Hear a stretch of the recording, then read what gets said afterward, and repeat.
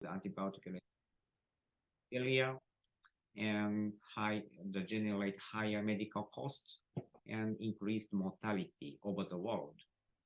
And it is expected that, particularly World Health Organization, the WHO, is expecting that deaths attributable to antimicrobial resistance are going to be very significantly increased. At the moment, every year in the world, the 700,000 deaths have been counted per year, but by 2050, it's going to be increased up to 10 million deaths. So this means that at the moment, yeah, you can see at the bottom, surely there is a risk, a significant mortality of cancer and diabetes, but this number of deaths caused by antibiotic resistance bacteria will be beyond the current threat of cancer and diabetes in the 2050.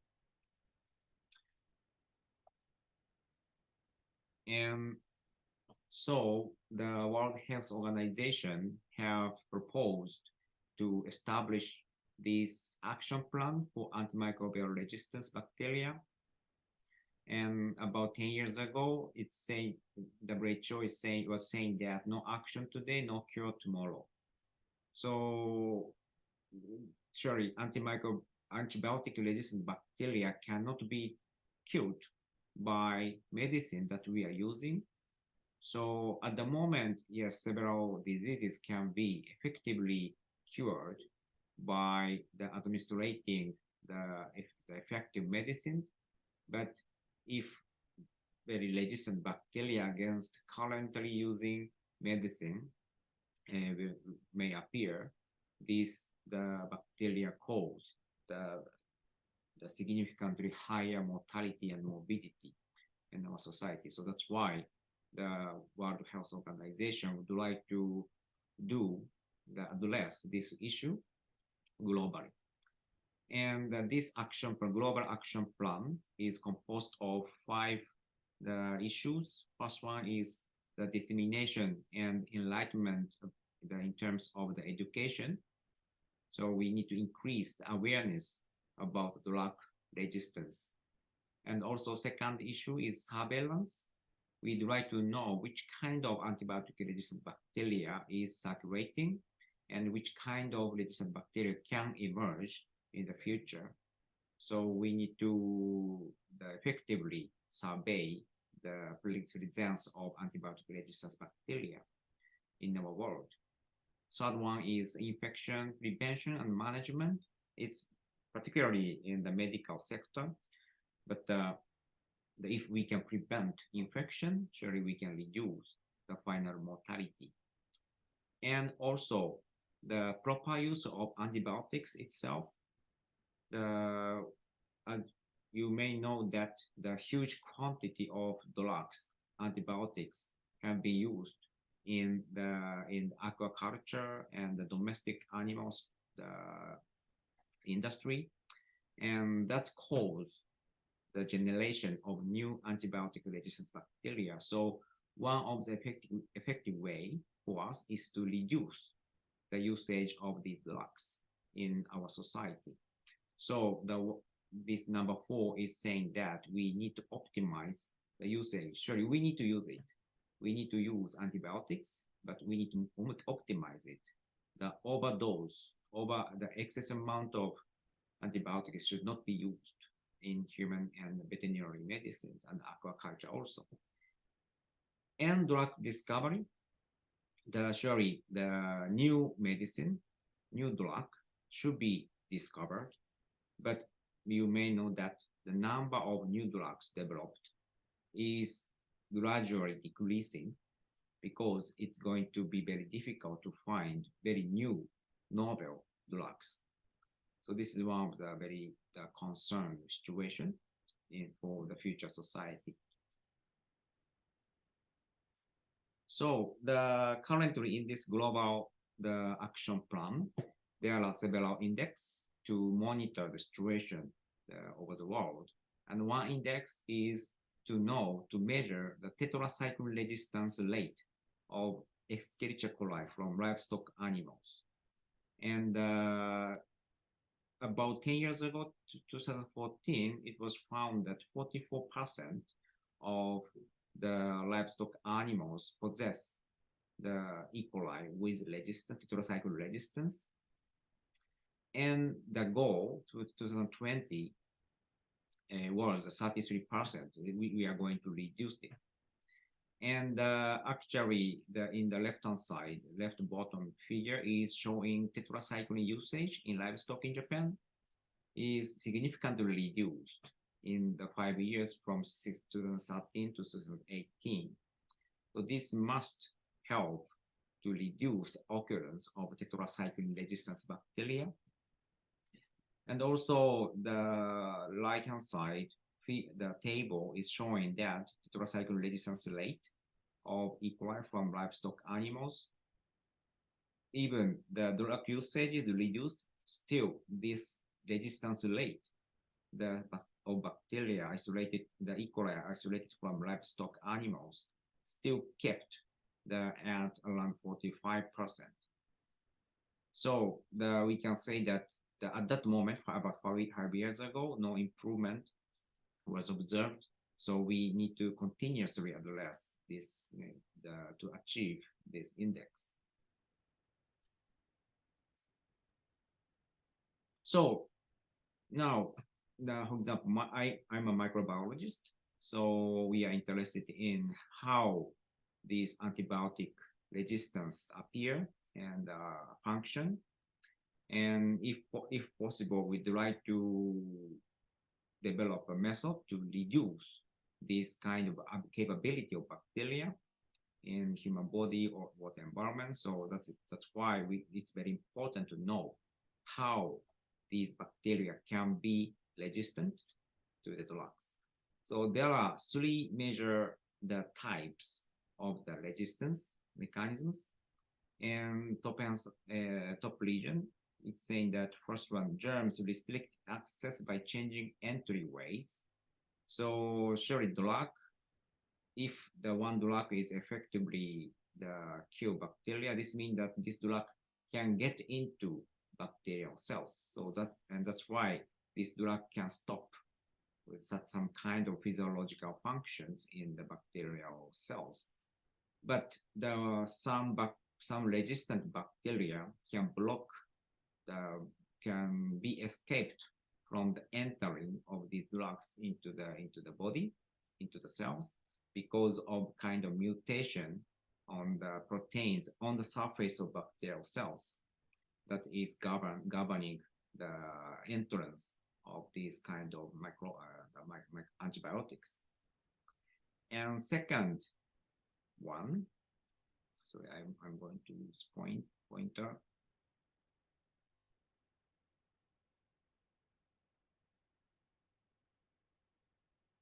Okay.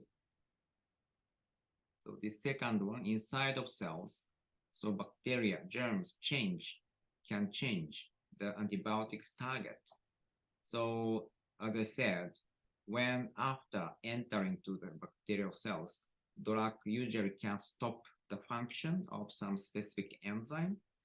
So the reason why this drug can stop the function of enzyme is that, as you can see here, this drug can directly interact with some functional enzymes.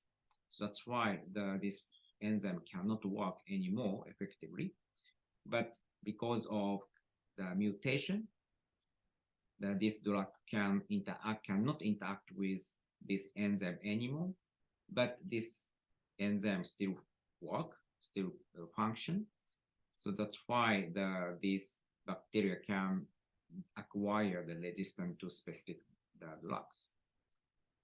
And third one is this one is kind of the pumps for the antibiotics. So some bacteria can remove these drugs from the inside of cells to the outside of cells using the efflux pumps. And this is specific protein located on the surface of the bacterial cells, and that can pump out some specific the antibiotics to the outside of the cells. So that's why they can survive. And these all functions, these all resistance is mainly encoded in the genomes called the plasmid. And this plasmid is carrying antibiotic resistance genes are very disseminated in the water environment, because the wastewater from domestic sources or industrial sources and hospital wastewater contains higher quantity of antibiotic resistance bacteria and antibiotic resistance gene. So that's why these antibiotics resistance genes can contaminate water environment. Even the developed countries where the wastewater treatment plants are fully implemented. And for example, here in this page is showing the figure of the typical wastewater treatment plant. And but this is very nice place for bacteria to transmit antibiotic resistance gene. Here, wastewater treatment plant provides an ideal environment for HDT, stands for horizontal gene transfer. Horizontal means from bacteria to bacterial cells to bacteria. And there is a transmission of bacterial genes from one to one. This is called horizontal gene transfer. And we know that in the biological treatment, like activated sludge is the very optimized, very preferable situation for bacteria to transfer their genes. And because of the higher bacterial density, you know, aqueous sludge is a kind of bunch of bacteria. And also we are the bubbling in the biological treatment, so higher oxygen concentration, and wastewater have higher nutrient concentration. And sometimes traces of antibiotics, the drugs, is the agent for selecting the resistant bacteria in the wastewater treatment plant. So even after disinfection, later I will talk about disinfection of the wastewater from the viewpoint of antibiotic resistance, but the significant amount of antibiotic resistance bacteria are releasing to water environment and can reach to the aquaculture, the environment. And as you can see here, aquaculture is growing more rapidly, as you know, and its relative contribution to the total amount of fish produced for human consumption changed from 5% in 1962 to 44.1% of 2014. And but in many countries, the regulatory frameworks in terms of the drug usage is very scarce. So after released the antibiotic resistant bacteria to the water environment, there are some very dangerous resistant bacteria can be selected and grow, enriched in the aquaculture environment. Okay. So now we need to know that, as I said, the wastewater treatment plant, mainly the biological treatment, is the nice place for bacteria to transfer their genes. And there are several patterns, systems for this gene transmission. And before that, in the left-hand side, this is showing about mobile genetic elements. Most important, the famous genetic element is the plasmid. It's a circular DNA, and bacteria can have, and they can be transmitted.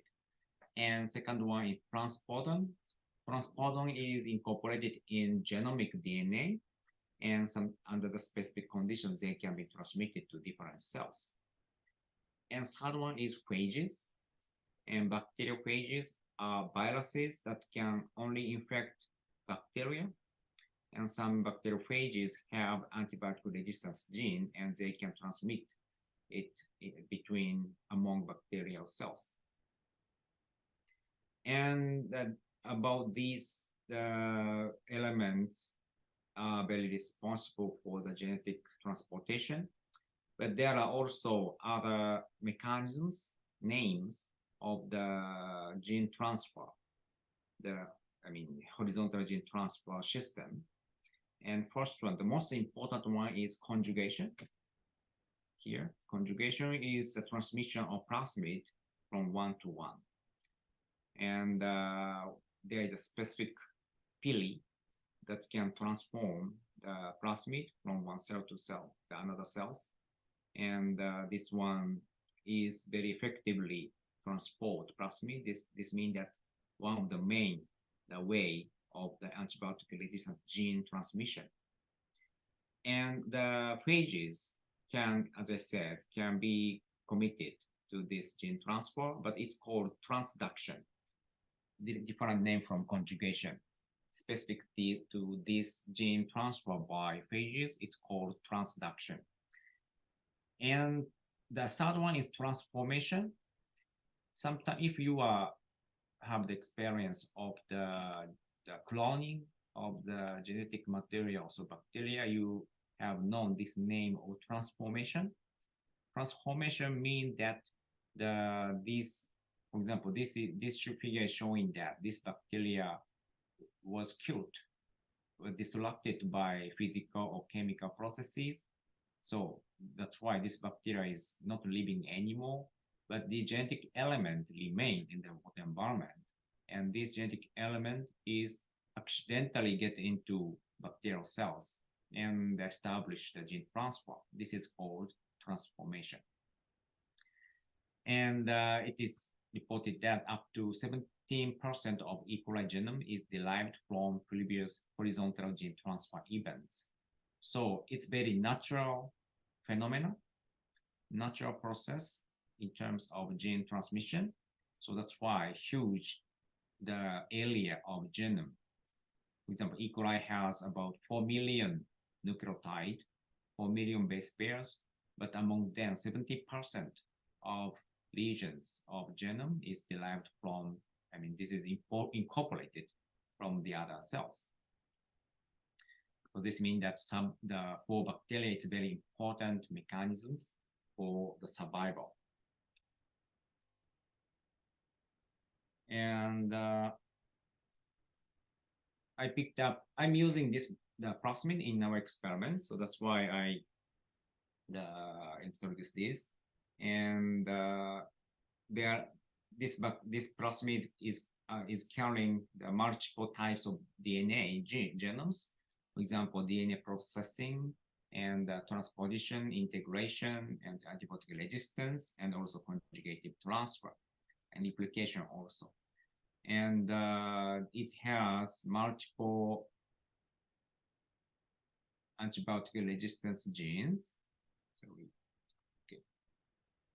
this plasmid has 7 types of antibiotic resistance. So this is the resistant plasmid. And you can find the genome names of resistant, the resistance gene. And these gene will give the bacteria the resistance to these drugs. And the conjugated transfer also, so if you see for the detailed gene names, you can find these 20 genes that are related to conjugation. Because of these 20 genes, this plasmid can be transmitted from cell to cells. And important thing is that the plasmid was obtained from the bacterial cells isolated from aquaculture environment in Japan.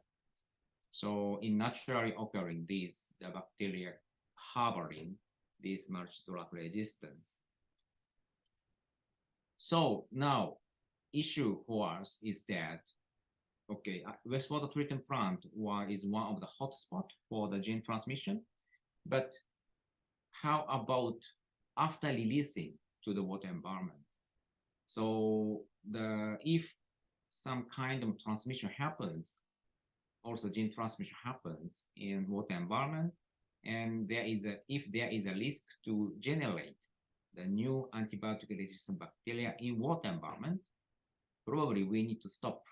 We need to remove all resistant bacterial cells at wastewater treatment plant. But really unfortunately, at the moment, we don't know how frequently happens that conjugation under water environment.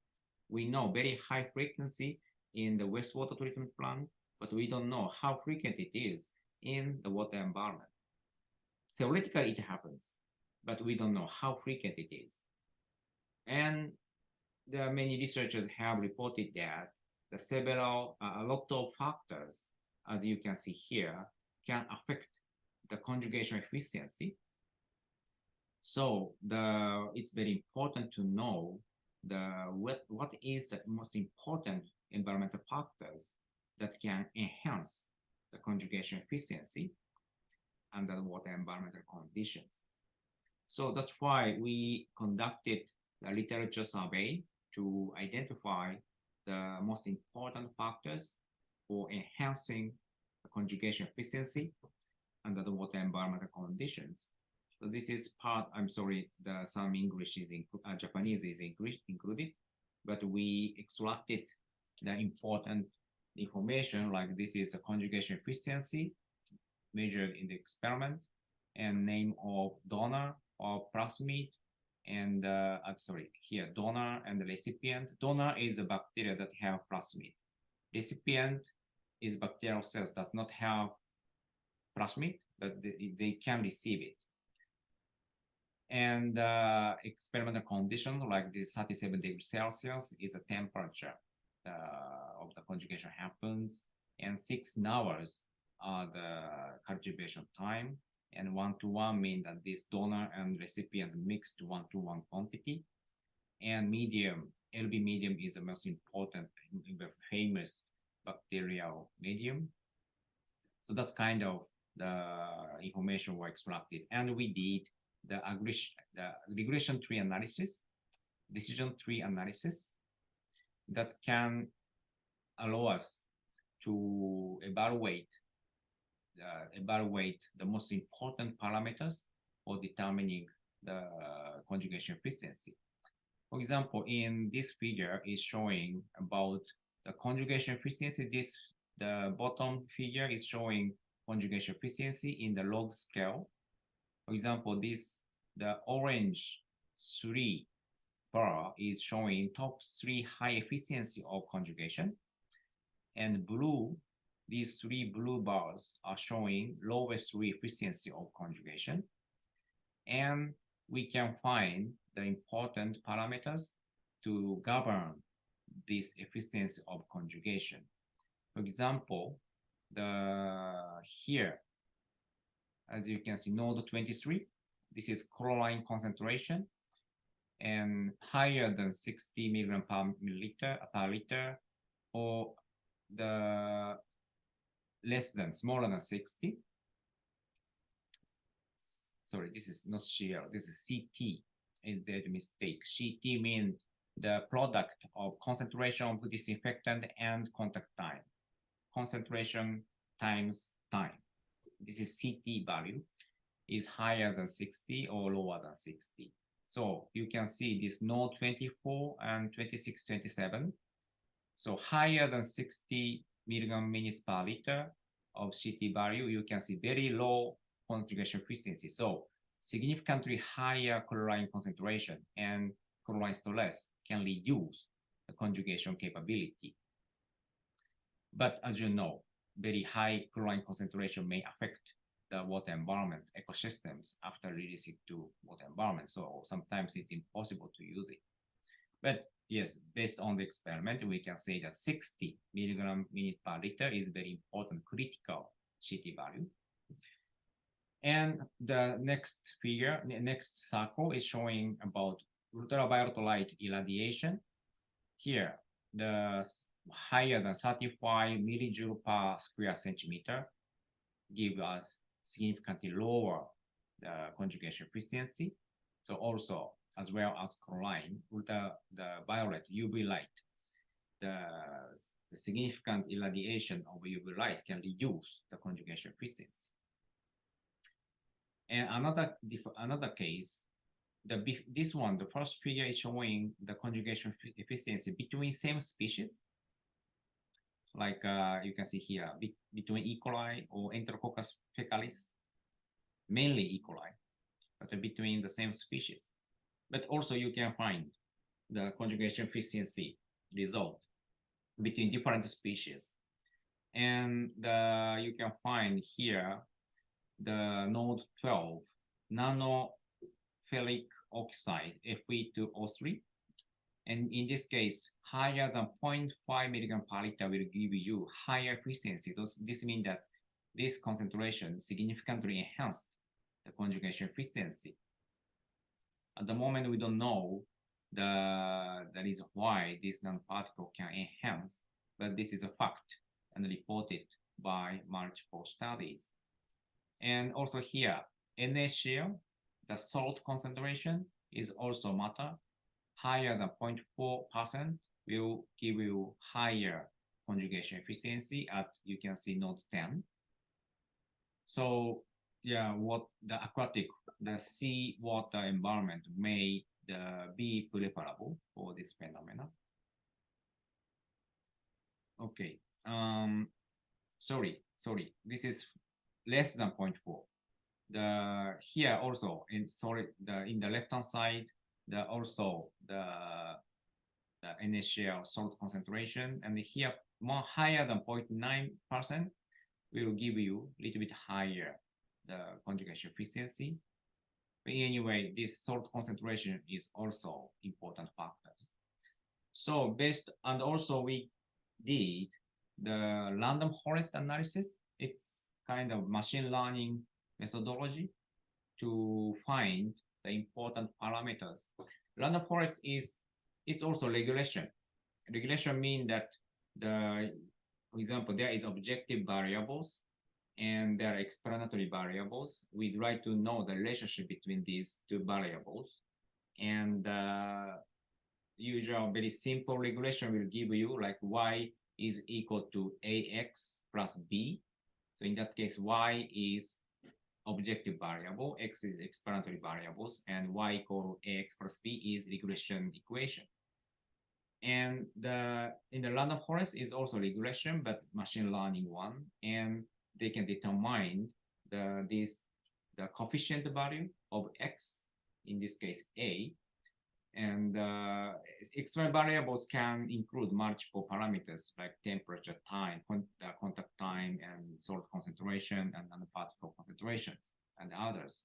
And you can make this kind of priority list to know that relative contribution to the objective variables, in our case, conjugation efficiency.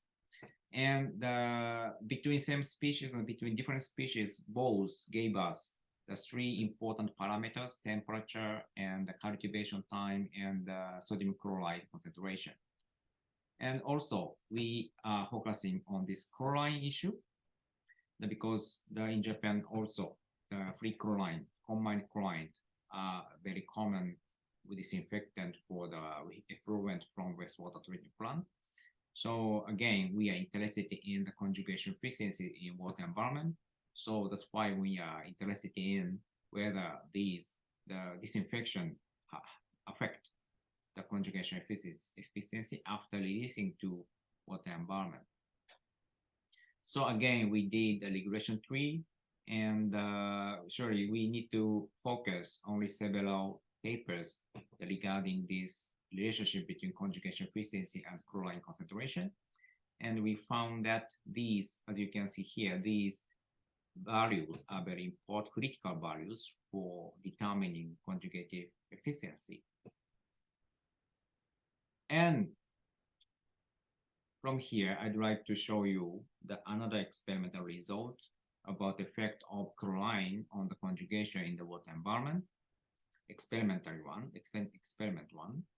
And we are assuming this kind of situation. So we are treating the secondary treated wastewater with chlorine, but usually the secondary treated wastewater contains the significant concentration of ammonia. So that's why this combined chlorine is called chloramine is produced. If this chloramine, combined chlorine is also has the disinfection capability, but weaker than free chlorine, like hypochlorite acid. But yes, we cannot expect that this free chlorine can work in the wastewater, treated wastewater. But this combined chlorine will contact with the bacteria. So we treated bacterial strains with combined chlorine and saw its effect on the conjugation efficiency. In this experiment, we used the donor bacterial strains, Photobacterium strains, isolated from aquaculture environment in Japan. And yes, this has PAQU1 plasmid that I showed you in the before. And the recipient, it was Enterobacter logencampi. This is isolated from effluent or wastewater treatment plant in Japan and identified as Enterobacter species. And we use this as the recipient. And antibiotic use in the experiment was tetracycline. And this is how we did this experiment. First, from the left-hand side, we prepared bacterial cells for donor and the recipient. And then we mix them 1-to-1 in quantity and on the plate, and filtered to put them on the plate. And we cultivated this membrane on the LB agar plate for 18 hours at 27 degrees Celsius. It's a bit higher the temperature at the water environmental conditions, but in this case, yes, we employ this temperature. Surely we can reduce it for mimicking water environmental conditions. And after that, we need to count the number of transconjugates. Transconjugates means number of recipient strain that can acquire the plasmid. And also recipient need to be counted. And in this case, we need to separately count the recipient and donor. Yeah, in order to know these transconjugates counts. So this recipient strain has the specific property that can grow at very high concentration, like 45 degrees Celsius.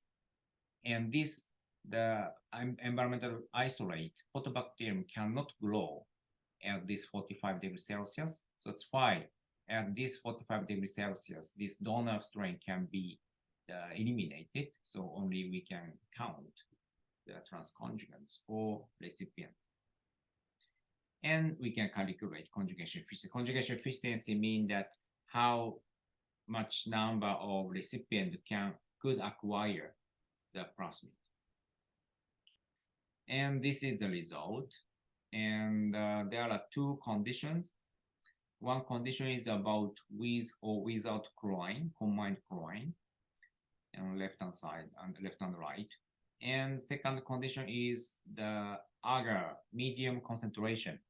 LB medium was used, but from the original LB medium to the 1/10 concentration, this means that diluted the medium, LB medium. So the reason why we did this is that already we know in the literature review, nutrient level is important factor, determining factor for conjugation efficiency. So we reduced the nutrient level. So we wanted to reduce the nutrient level. So that's why we do this, the diluted medium.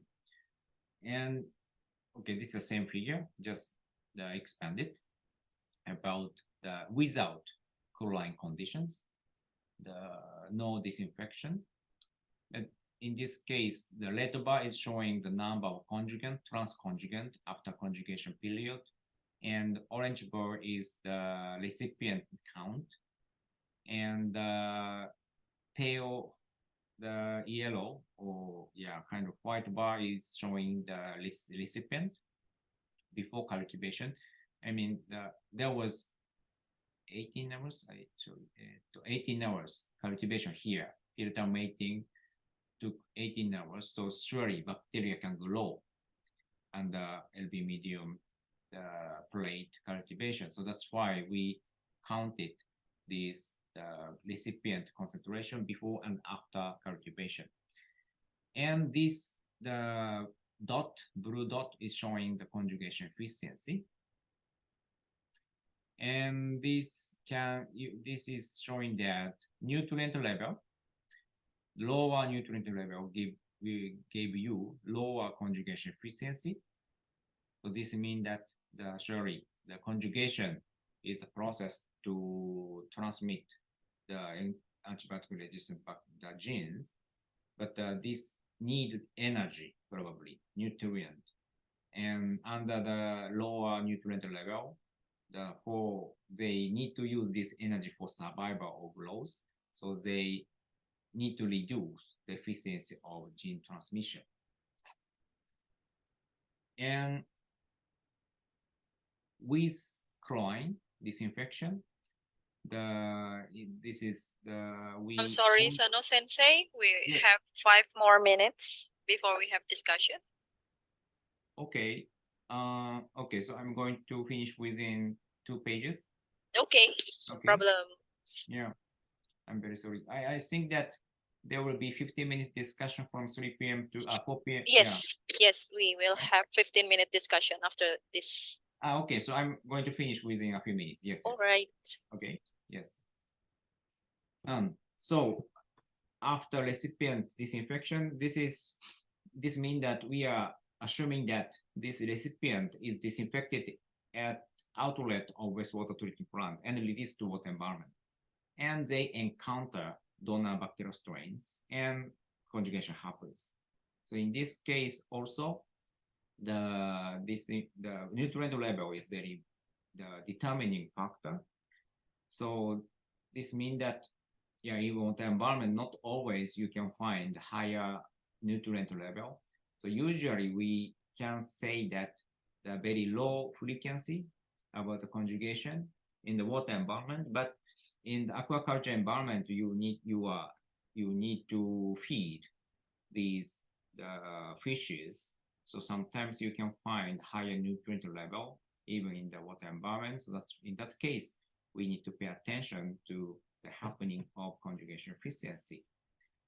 So not only chlorination, but also ultraviolet light are very important disinfection technology. So that's why we need to know in the future about the effect of the other disinfection technology on the conjugation in the water environment. And also the heavy metal concentration. Here, copper, chromium, silver, zinc, also gave us the optimized concentration for conjugation efficiency. So these may appear in the water environment. Okay, so in summary, take-home messages include that the water disinfection is one of the factors that affect the conjugation efficiency under water environmental conditions. And so that's why we need to know how likely this conjugation happens in water environment. But we can say that nutrient level is important factor to determine the conjugation efficiency. So now only 4 level was set in the experiment from the LB medium to 1/10 LB medium, and 1 to 2 and 1 to 4. But probably we need to know where is a critical concentration of nutrient to achieve the higher conjugation efficiency. So it must be related to the water quality of the environment. And finally, it seems that there is an optimized concentration of metals, chemicals to get highest conjugation efficiency. So we need to pay attention to the contamination of water environment with these heavy metals, chemicals from the viewpoint of the prevention of the dissemination of antibiotic resistance. Okay, that's all. Thank you very much. Thanks so much. Thank you so much, Sano Sensei. Yes. It is very interesting topics on how antimicrobial resistant genes happen and how it transfer and how we could address this resistance issue. I think we have 15 minutes to have discussion. We have here already Mr. Haider Jamaluddin from Universitas Brawijaya in a chat room, Sano Sensei. So he asked two questions on how about the utilization of phage therapy on disease for aquatic organism in Japan to replace the use of antibiotic. And as we know, currently there is new approach called precision medicine for healing some disease. Is there any possibility to use that approach for healing some disease in aquatic organism? I think we can have this discussion, Sano Sensei, before we go to the next question. Okay. Please. Yes. Thank you very much for the next questions. About first one, phage therapy. I think it's possible, but at the moment, for example, in Japan, how can I say, phage therapy for human are still under progress, under development. And I have heard that several the pharmaceutical companies are interested in it, phage therapy for human diseases. And so that's why they are collecting a lot of type of phages that can kill the antibiotic resistance bacteria. But at the moment, I don't know any companies have been successfully applied to the treatment of actual disease in Japan and maybe in other countries also. So as technically it's possible, and if we can find very efficient phages that can kill bacteria, this phage therapy must be powerful too. So at the moment, in that situation, not still very progressed about the application of phage therapy to the aquatic organisms disease, but in the future that must be the very powerful approach for treating the aquatic organism diseases. And second one, I'm very sorry, I don't know very well about pristine medicine for healing some diseases, but in my opinion, if we can find the treatment methodology without using higher quantity of medicines, surely these can contribute to the reduction of the antibiotic resistance bacteria and antibiotic resistant gene. So any treatment, any medicines without or reduced quantity of medicines is going to be very important in the near future and currently also. Thank you. Yeah, indeed, Sano Sensei, it's a very big task for us to reduce this kind of medicine, especially for our intensive and super intensive aquaculture. We have next Bapak Abdul Aziz Amin. Bapak Abdul Aziz Amin, please, you can ask your question directly to Sano Sensei. Okay, thank you very much for moderator that give me the opportunity to give the question to Sano Sensei. Good afternoon, Sensei. In this opportunity, I have the question that before you explained about the antibiotic resistant gene or ARG, and then today I'm working with the condition, marine environment with the hypersaline condition. I mean, this high salinity is different with the marine condition because in Indonesia, we sometimes use this condition in the salt production. And then my question is what is hypersaline condition will also affect on ARG? I mean, in the antibiotic resistant chain, because this condition may be affect or not, because I know that hypersaline condition also with the condition extreme saline water. How this condition can also affect in the ERG, in the transmitter, maybe, and in ERG transmitter, one of factor in the hypersaline condition. And then also, I know that I also working the how to isolate microbes from the hypersaline condition. We know that then the hypersaline condition consists of halophilic microba, bacteria. That is my question. Are you got it, Sensei? Yeah. Okay, thank you very much. Yeah. That's all my question for moderator. Okay, thank you very much. For the first issue about the ARG, antibiotic resistance gene and bacteria in the hypersaline conditions, currently there are 5 or 6 very important bacterial species for this antibiotic resistance, and including E. coli, Enterobacter, and Acinetobacter. And all these bacteria cannot survive at very high, super high the saline conditions. So if the antibiotic resistant bacteria of these species present in your environment, they can be killed during the salt production. But after killing the bacterial genes, antibiotic resistance gene can remain in your product, in the salt product. They are very stable. And if these genes can encounter the other susceptible bacteria, there's a possibility, can be very low, but there is a possibility to transmit these free genes already the released from the dead cells, can be the source of antibiotic resistance for the bacteria that can survive in hypersaline conditions.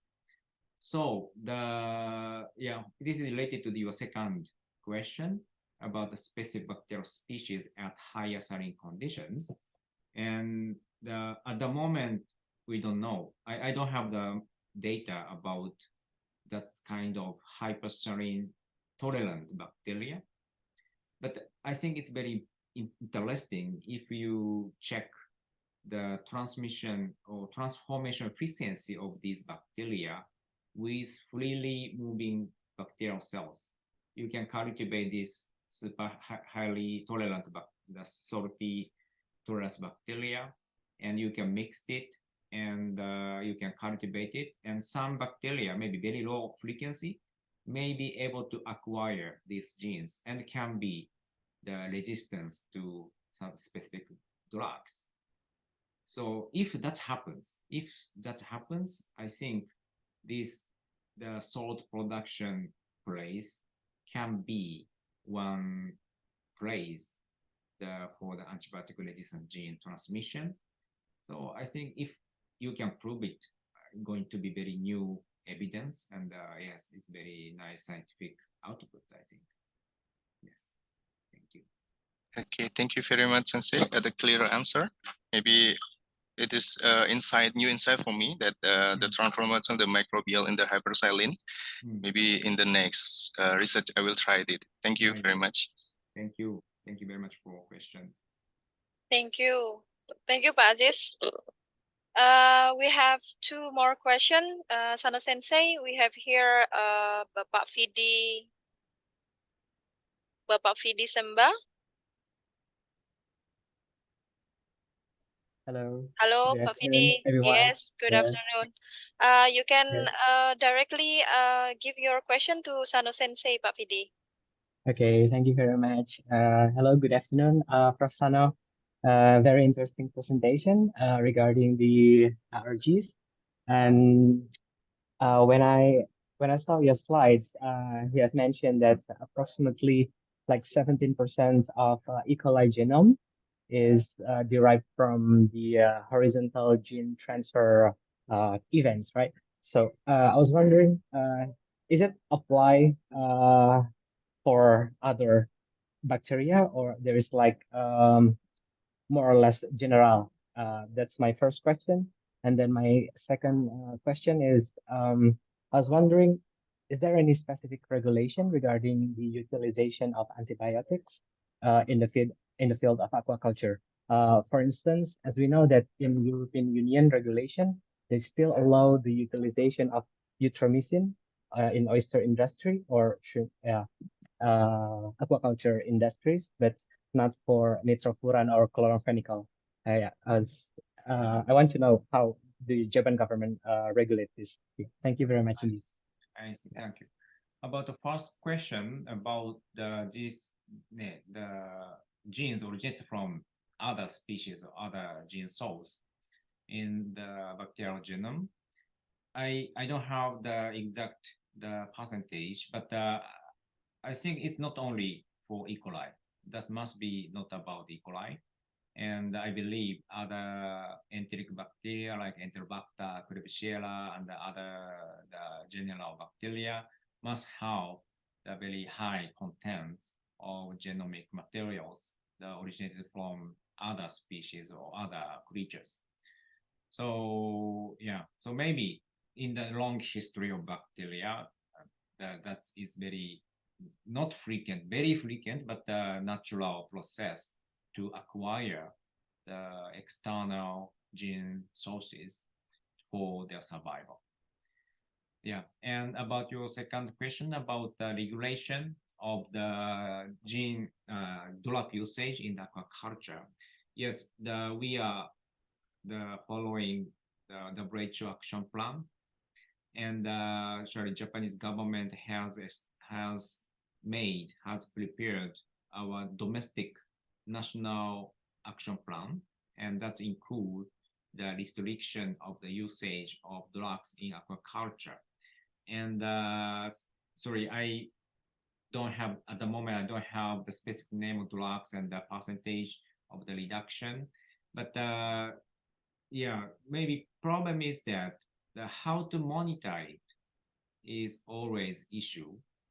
Surely we can set the target reduction and target the type of drugs that not going to be used, but sometimes it's very difficult to monitor how they can be implemented or they can be achieved in the water environment. So surely Japanese government is trying to know the situation, but at the moment I have not known. Yeah, today I saw you about the animal detection. I mean, E. coli detection, the tetracycline resistant E. coli from the meat and product. I mean, if you can find this product in supermarket, it's impossible to measure it, right? So this kind of measurement is only way for us to monitor it. But in my understanding, not well achieved. Not yet we have achieved the national action plan, and continuously we are addressing this issue in Japan also. Yeah, that's my understanding.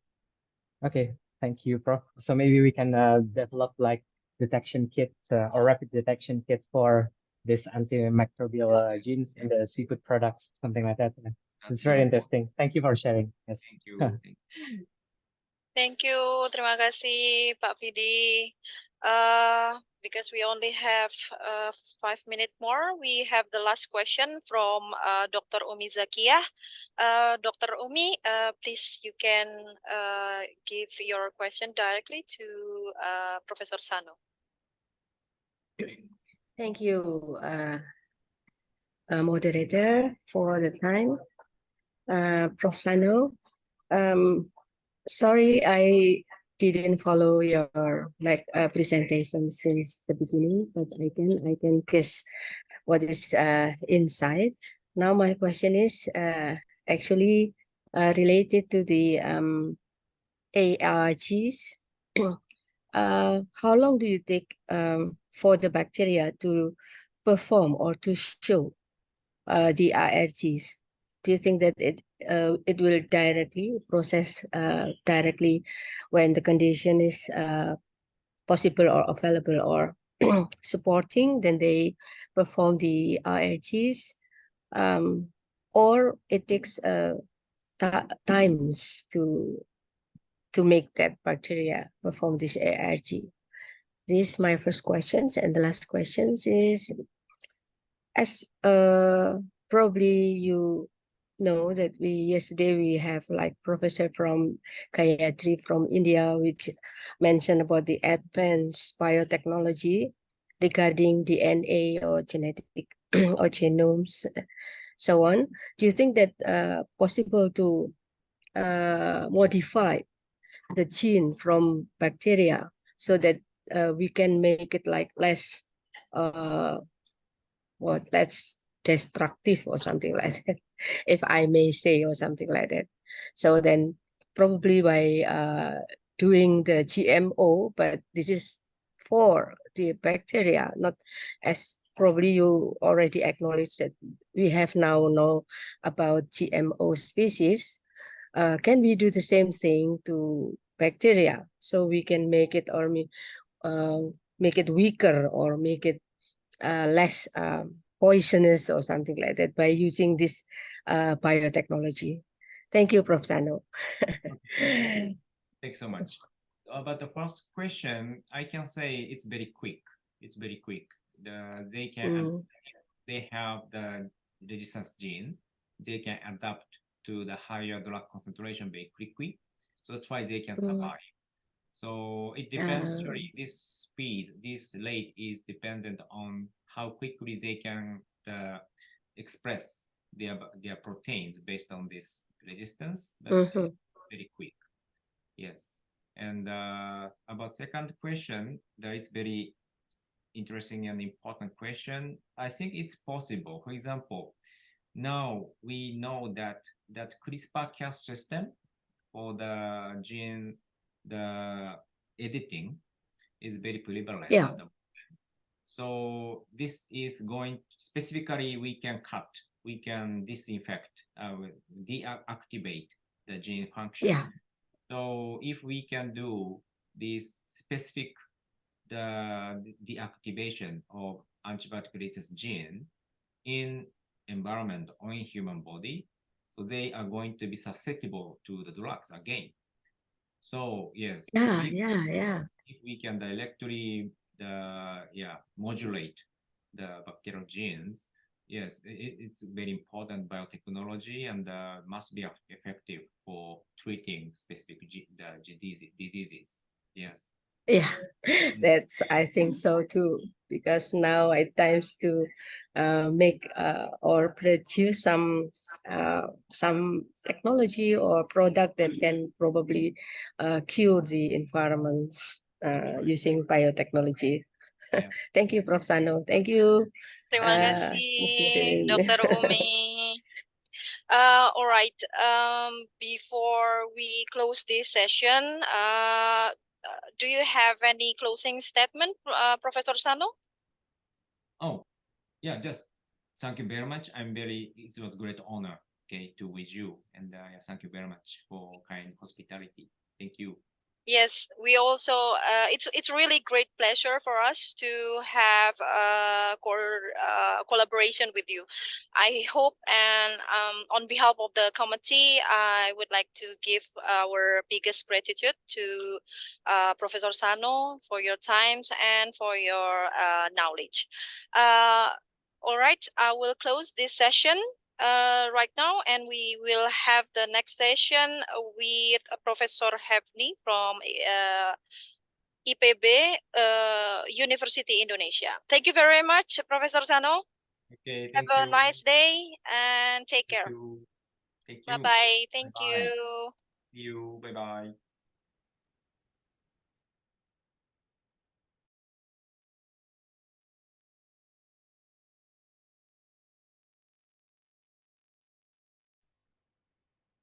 Thank you very much, Madam Aulia Rahmawati, SP MSc, for the intriguing discussion. Hopefully, this discussion will bring clearer and deeper understanding for future aquatic science research. For the seventh plenary session, we will invite Head of Aquatic Resource Management Study Program as the moderator. To Dr. Uun Yanuhar, please, time is yours.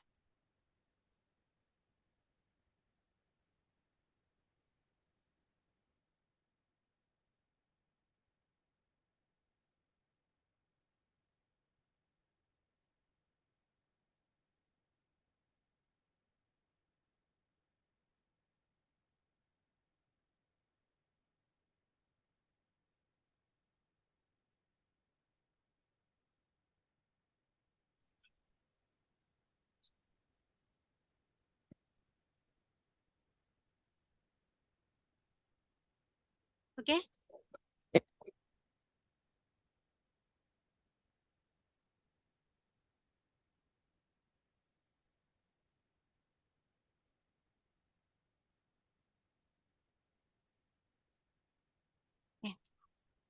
Okay. Thank you for times from MC Benaya. Thank you so much for our time to regarding leads the session plenary today. Assalamualaikum warahmatullahi wabarakatuh and good afternoon, everyone. May I have your attention? The plenary session is about to begin. My name is Unia Nuhar and I will be moderating this session. The Excellency invited speaker in Aquatic Science International Conference 2023, Professor Dr. Insinyur Hefni Effendi, MPhil, from Department of Aquatic Resource Management, IPB University Indonesia. The ASIC 2023 committee was pleasantly surprised to learn that the keynote speaker, Professor Hefni, was very enthusiastic about the attending the ASIC International Conference and would be present in the person at the event. We as the committee were greatly amazing by Prof. Hefni sudden presence in Malang for yesterday evening and his readiness to attend today at the Faculty of Fisheries and Marine Science, Brawijaya University. And hopefully with Prof. Hefni direct present at the MSP study program, it can lead to even greater collaboration in the future. In this plenary session, I will be briefly to read his CV. Name Professor Dr. Insinyur Hefni Effendi MPhil from University Institute Pertanian Bogor, study program Aquatic Resource Management, and the title Professor with the education graduate from Institute Pertanian Bogor with bachelor degree in 1987, graduate from University of Sheffield with master degree in 1993, graduate from University of Düsseldorf with doctoral degree in 2004, and the certificate competencies, a leader of AMDAL team, LSPLH, and auditor for environment, KLHK, with the lecture of course, water quality, and then water pollution and waste treatment, AMDAL, ecology, development and management for environment, and then instrument of environment management. Prof. Hefni has corpus publication about 74 articles with its index 14, and he also written many books about 14 titles. Prof. Hefni from Department of Civil and Environment Engineering, Graduate School of Engineering, IPB University, and as a head of Department of Aquatic Resource Management, IPB University. With expertise, water quality modeling, environmental impact forecast, and research filed environmental impact analysis, water quality, aquatic environment. Among her spectacular works are Biodiversity Action Plan with collaboration between IPB University with Pertamina 2023 until 2028. Dear ladies and gentlemen, standing in front of you all, Professor Dr. Insinyur Hefni Effendi would like to deliver her speech under the title presentation, Aquatic Resource Management, Role in Combating People Plant Crisis by Professor Hefni Effendi. For Professor Hefni Effendi, please, for presentation, time is yours. Thank you. Okay, thank you, Bu Un. Assalamualaikum warahmatullahi wabarakatuh. First of all, I would like to convey my sincere thank you and also very warm hospitality from Universitas Brawijaya staff member to welcoming me here in the great campus. And yeah, it is my great pleasure being invited to be invited speaker in this great event. Well, first of all, I would like to present my title is Aquatic Resources Management Role in Combating Triple Planet Crisis. Next, please. Yeah, my presentations will be divided into three parts. First one is what is triple planet crisis? And the second term is aquatic biodiversity. And the third one is biodiversity action plans. Next, please. Yeah, next, please. Yes, I'm starting with a broad aspect of problem faced by every country, every person, everybody throughout the world, yeah, namely so-called triple planet crisis. Yeah, the first crisis is very well known, called climate change, and the second planet crisis called biodiversity loss, and the third crisis is pollution, yeah, either in air, water, or land area. Right.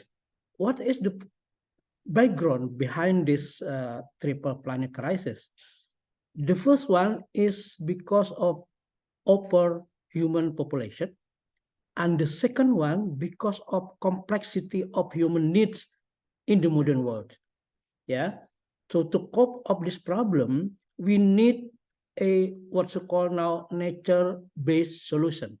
Yeah. So I will explain you later on what is nature-based solution. Right. Okay. Next, please. Yeah, we're starting with climate change. Yeah, it is the rising threats experiencing by all human beings all over the world. Yeah. This is actually because of the burning of fossil fuel. Yeah, everyone's burn this fossil fuel for transportation or for house keeping and so on. And the impact is we already experiencing extreme weather, sea lice level on disrupt of ecosystem. So one of the action plan that must be done is to reduce greenhouse gas emissions and also transition to renewable energy and develop climate resilient infrastructure. That's some country already done that sort of measure. Next, please. Now, this is actually the problem that's directly related to our subject, biodiversity loss. Yeah, this is because, for instance, in terrestrial area, because of deforestation, habitat destruction, or overexploitation, either in land area or aquatic ecosystem. Yeah, and causing disrupt the intricate web of life and impair ecosystem services, also disrupt human health and cultural heritage, and at the end, an increase in food security. Yeah, an action plan is necessary to do a conservation effort, habitat restoration, and sustainable land use practices. Yeah, next, please. And the third problem is environmental pollution. This is occur not only in land area, occur also in air, in water, and the impact of that pollution, of course, we have been experiencing also causing human health problem and also ecosystem degradation and also the decline of marine life. Yeah, action plan, waste management, and toward circular economy. That is very, very well known nowadays. Yeah, the people adopt a circular economy to combat also the environmental pollution. Next, please. Yeah. This is the percentage of pollutions that we have been experiencing. Water pollution also quite common. Yeah, more than 50% of pollutions occur in the aquatic environment. Yeah, and mostly pollution occur in air pollution. Yeah, so water pollution is also become very significant problem that we have to solve. How to solve this problem? Next, please. Yeah, since these three crises connect each other, so it will exacerbate biodiversity loss. Yeah, we have been experiencing also now biodiversity loss, but by interconnection of this triple planet crisis, so hence biodiversity loss is becoming more significant nowadays. Yeah, and also it disrupt resilience of ecosystem because of these three connection of triple planet crisis, and also threatens both flora and fauna either in terrestrial ecosystem or also in aquatic ecosystem. So to combat this problem, the crisis cannot be independently cope with. It should be, the whole crisis should be integrated, solved. Holistic and integrated approach should be imperative. Next, please. And also to tackle these three global planet crisis, global collaboration should be followed. Yeah. Next, please. Yeah, either through macro level by efforts done by the UNEP, for instance. Yeah, and we can also, the next, please, done by UNFCCC for the climate problem. Yeah, and then the next one is done by, next, please, Poon. Yeah, this is the agency that directly apply how to cope with the biodiversity loss. We have a convention on biological biodiversity, yeah, signed by several countries during Rio Summit, yeah, Earth Summit in Rio de Janeiro. So its conventions immerse what we call as convention on biological diversity. Since that time, conservation of biodiversity, sustainable use of biodiversity, and fair share of benefit from the use of genetic resources become common and has to be done by the people concerned with biodiversity. Next, please, Bu. And from the macro level, yeah, the first one we discussing about macro level. So we have to do also by ourselves, yeah. So there is an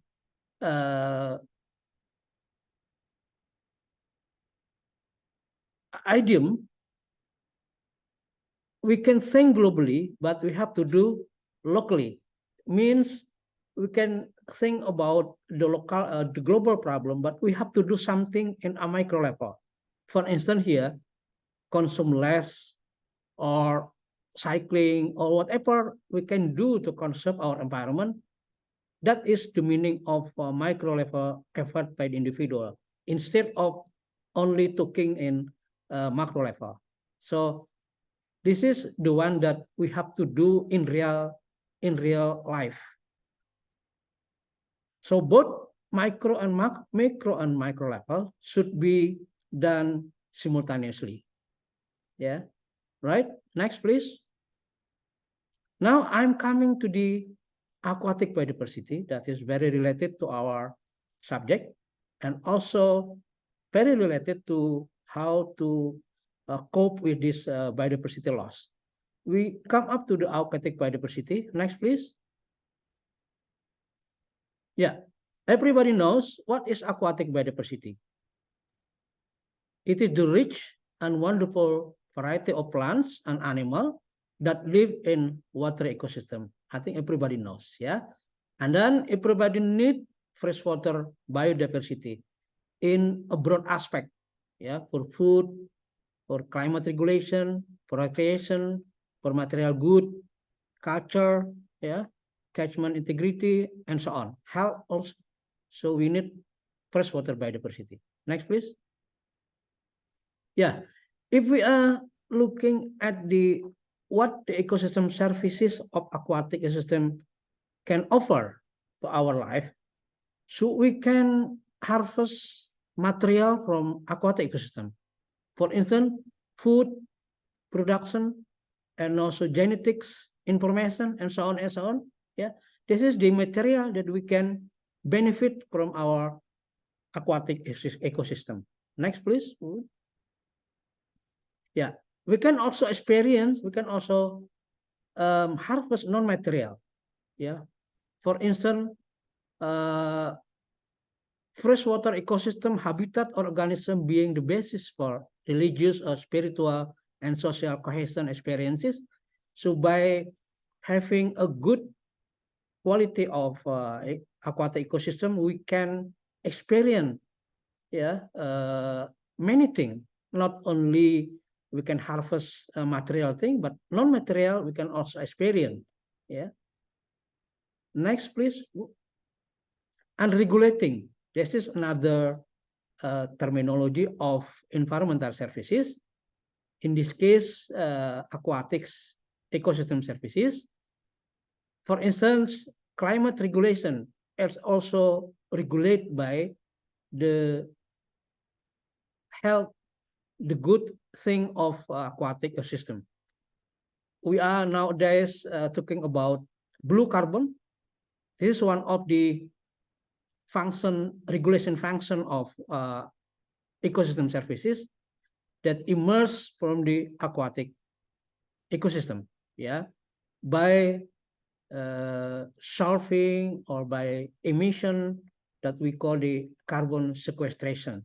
So it means aquatic ecosystem play also very important role in combating not only not only biodiversity loss, but also can be regarded as a significant role in facing climate change. Next, please, Bu Un. Yeah, this is the atlas, the example of how the country benefit from the environmental aquatic ecosystem services in terms of material, in terms of non-material, or in terms of regulating. Next, please, Bu. Now I'm coming to the biodiversity action plan. Yeah. Next, please. Yeah. One way to combat biodiversity loss is to formulate what we call here BIP, Biodiversity Action Plan. And some company already adopt this method, yeah, especially the company that exploit the natural resources for their business, yeah. And then we come to what is the meaning of biodiversity action plan. Is an internationally recognized program addressing threatened species and habitat, and is designed to protect and restore biological ecosystem. Yeah, and the original impetus for this plan derived from the 1992 Convention on Biological Diversity in Rio de Janeiro, Brazil. Yeah, so it already exists since that time, but it becoming more famous nowadays. Yeah. Next, please, Bu. Yeah. This is the meaning of nature-based solution that I already explained at the beginning of my presentation. Nature-based solution is action to protect, sustainably manage, and restore natural and modified ecosystem that address societal challenges. So not only we address the environment ASIC, but also we address society that live or depend on the natural resources for their livelihood. This terminology adapted from the IUCN's handbooks, right? Next, please, Poon. Now, how to do the biological assessment plans, yeah? The first step is to do assessment of impact on biodiversity. For doing so, there are 4 steps to be done, has to be done, yeah? The first one is we scrutinize key biodiversity area. There is a website that's explaining the area that we must protect. Website not only for Indonesian, but also for the whole country in the world, yeah? So we can download that, the status of our area that we are studying, whether this is protected or not protected. This is the first thing that we have to do when we are doing a BAP. And the next one, we do a risk assessment.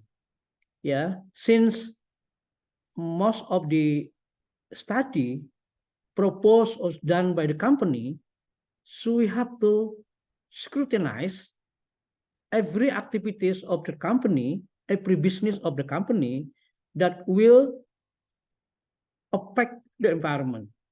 Yeah, every step of the business process we have to analyze by doing a risk assessment. And the third one, we analyze what we call biodiversity impacts metric. And the fourth one, we do also biodiversity value. I will explain later on what is the 4 step in this next slide. Next, please. This is the key biodiversity area that we can derive from the website that I write down also in this slide. At the left-hand side, we can see, we can open this website. So by opening this, we can see the whole area all over the world, whether it is protected or not protected. Yeah.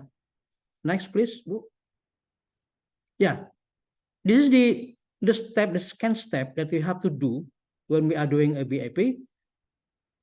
We analyze risk assessment by looking at every step of the business process, whether the business process likely to affect the environment nearby the location of the business area, and we categorize the likelihood occurrence of the event to the environment from the rare to the almost certain. And also the consequences to the environment, we divided into 5 level, from insignificant level to catastrophic consequences.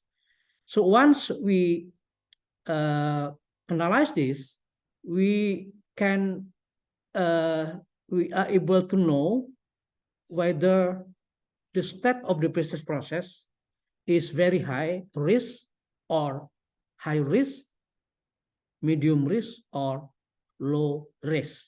Yeah.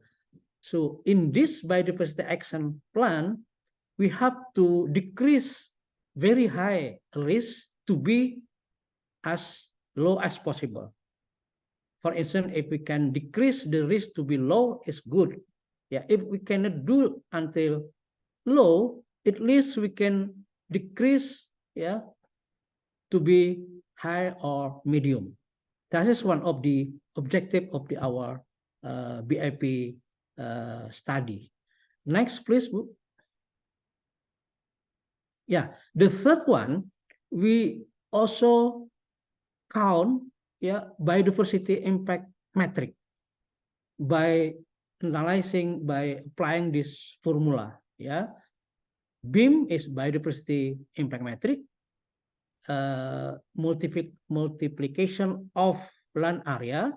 Land area means the ecosystem exists nearby the business location, and also the proportion of biodiversity loss when there is a effect of business project to the area, for instance, terrestrial area or aquatic area. So we have to do some delineation, how big the area affected by the projects. And then we can compare with the existing area of the ecosystem. And also multiply with the biodiversity important, which is what the importance of that ecosystem. There is also a website telling us how important the ecosystem for having the value of biodiversity importance. Okay, next please. And the fourth one is we analyze biodiversity value by looking at any detail of conservation's interests, priority handling, understanding ecosystem, and so on, until we can conclude what ecosystem, what species should be prioritized in our BIP study. Next, please. And since several years ago, we have a massive collaboration with one of oil and gas company in Indonesia. And now we are doing BIP, yeah. And after doing that, we conclude that in certain area of their exploitation site, we conclude that there are two essential ecosystem and sensitive habitat that has to be managed properly, namely mangrove ecosystem and coral reef ecosystem. Why this ecosystem to be selected? It is because the location of exploitation is in offshore area. And the key species that we can conclude from our study is mangrove, coral reef, coral fish, mean it's fishes living in the coral ecosystem, and also horseshoe crabs. This is the endemic and also the very highest status of conservation that should be protected. Yeah, next please. Yeah, in BAP study, we have to do some analysis. We have to propose what we call here as net positive impact. What should be done by the company, yeah, to result in net positive impact, yeah, by also doing some several measures, several steps. Next, please. What is the meaning of net positive impact? Is a target for project outcome in which the impact of biodiversity, yeah, the variety of ecosystem and living thing caused by the project are outweighed, yeah, by the action taken to avoid and reduce such impact through rehabilitate affected species and offset any residual impact. I will explain later on what is the meaning of offset. Next, please. Yeah. This is the principle of how net positive impact should be derived. Yeah. There is a formula, NPI or net positive impact can be derived from PBI. PBI means predicted biodiversity impact plus actions that has to be done to reduce the impact, and the action has to be done. There is a hierarchy of action, hierarchy of mitigation. I will explain more later on. It's called avoid the impact, and the second action is minimization, and the third action is restoration, and the last option of mitigation and offset. And then there is what we call ACA. ACA is additional conservation action. If we look at the figure on the right hand side, the X, yeah, we look at the yellow bar mean is predicted impact, yeah, that reduce the quality of environment.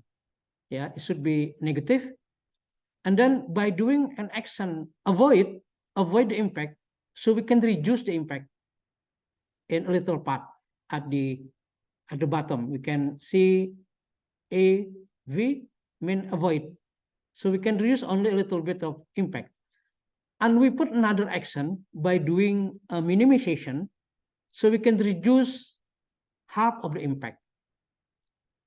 Yeah, but there is still an impact left. Yeah, so we can do another one. For instance, here rehabilitation. Yeah, so by doing avoid, minimization, rehabilitation, so we can reduce 3/4 of impact. So there is still 1/4 of impact left, what we call here residual impact.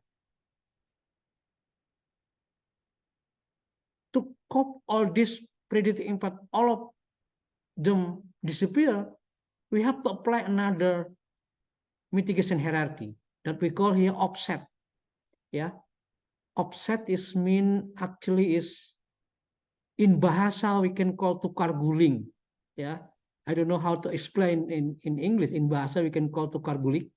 For instance, if we have to cut off mangrove area because there is another choice, there is no other choice rather than cutting off mangrove area to build an industry, for instance. So we cannot avoid, we cannot minimization, we cannot restoration. The last thing we have to do is to cut off the mangrove. To compensate that the mangrove that we cut off, it's mean offset, yeah, tukar guling. So we have to grow another mangrove in another area. 2 times, 3 times, 4 times, depending on the agreement. That is the meaning of offset. So if we do avoid, minimization, rehabilitation, and avoid, so we can replace all the impact. Yeah. So it's mean no net loss. There's no impact anymore.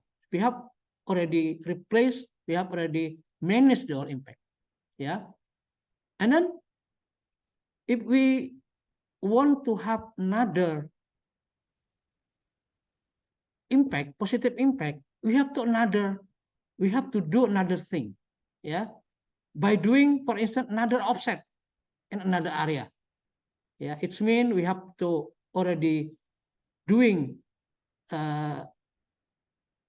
all impact. We have to reduce all impact. We have to replace all impact. So we have to do another offset. And then we have to do what we call ACA, additional conservation action. So if we already done that, and then already impact already vanished, that is the meaning of net positive impacts. Yeah. This is the objective of the BAP study, ladies and gentlemen. So if we can formulate what should be done by the company to result in net positive impact, That is the ultimate goal of the BAP. Next, please. Yeah. This is the simple thing to understand what is the biodiversity offset. At the left-hand side, we can hear the negative sign. Loss means ecosystem loss because of we have to build industry, for instance. If we rehabilitate all the loss at the same amount, the same number of the biodiversity of the loss, it means no net loss. But if we can put more, not only we replace the loss, plus another action beside replacing the loss, what we call at the beginning, before ACA, that is the meaning of net positive impact, ladies and gentlemen. Okay, next, please. Yeah, I already explained this.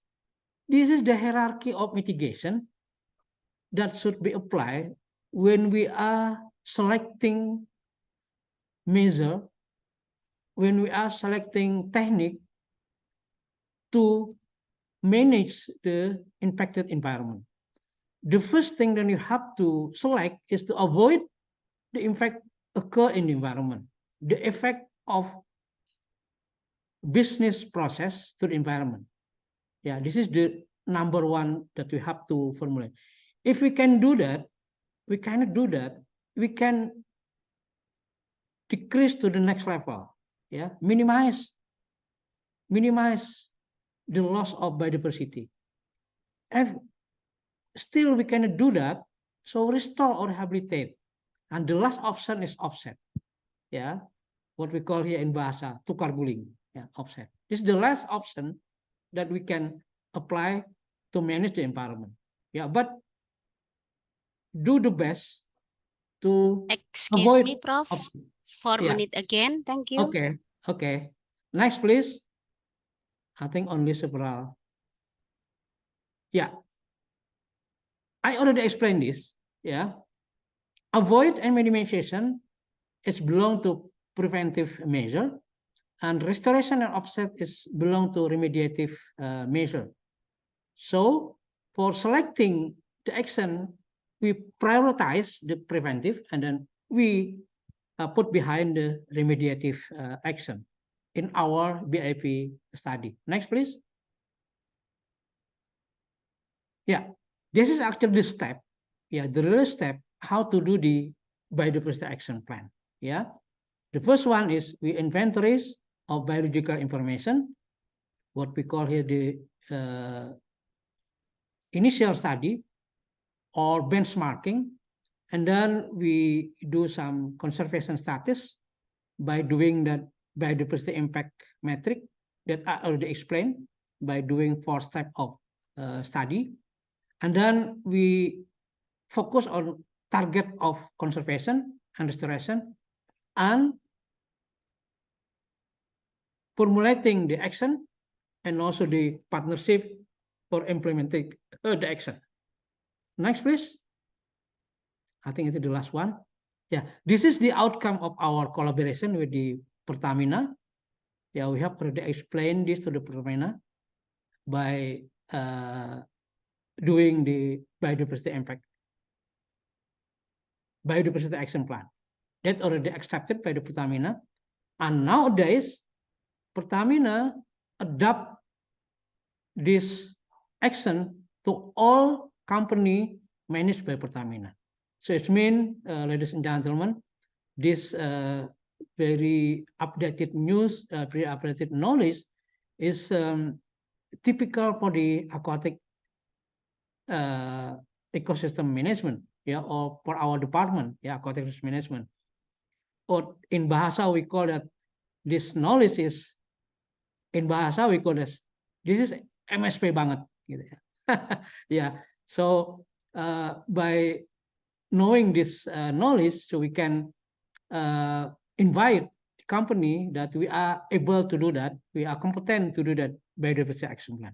I think that's all, Bu Un, my presentation. I just explained how important is aquatic management, also to combating triple planet crisis. In this occasion, we focus on biodiversity loss. Okay, ladies and gentlemen, that is my presentation. I give back to Bu Un. Assalamualaikum warahmatullahi wabarakatuh. Waalaikumsalam warahmatullahi wabarakatuh. Thank you for the excellent your presentation, Prof. Hifni. And now I have times of 15 minutes. Please raise hand and identify yourself for give question for to Prof. Hifni. Please, your audience.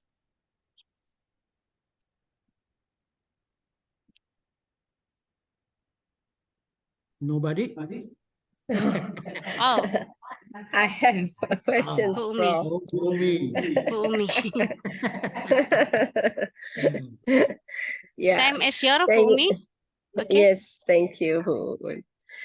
Thank you very much, Prof. Hifni, for giving us like overview what kind of problem this planet is facing at the moment, especially on the topic of environmental. But I guess you still have action plan, Prof. Not only just biodiversity, but how about to take care of the global warming and the air pollutions? Yeah. Maybe you can extend your collaboration with Pertamina for another next 2 phase. Yeah. Yeah. And maybe we can join you as well in this time project. Yeah. Yeah. Basically, when we see at the aquatic resources management, it means that if we maintain its sustainability, we will seems like solve the problem for human. Yeah.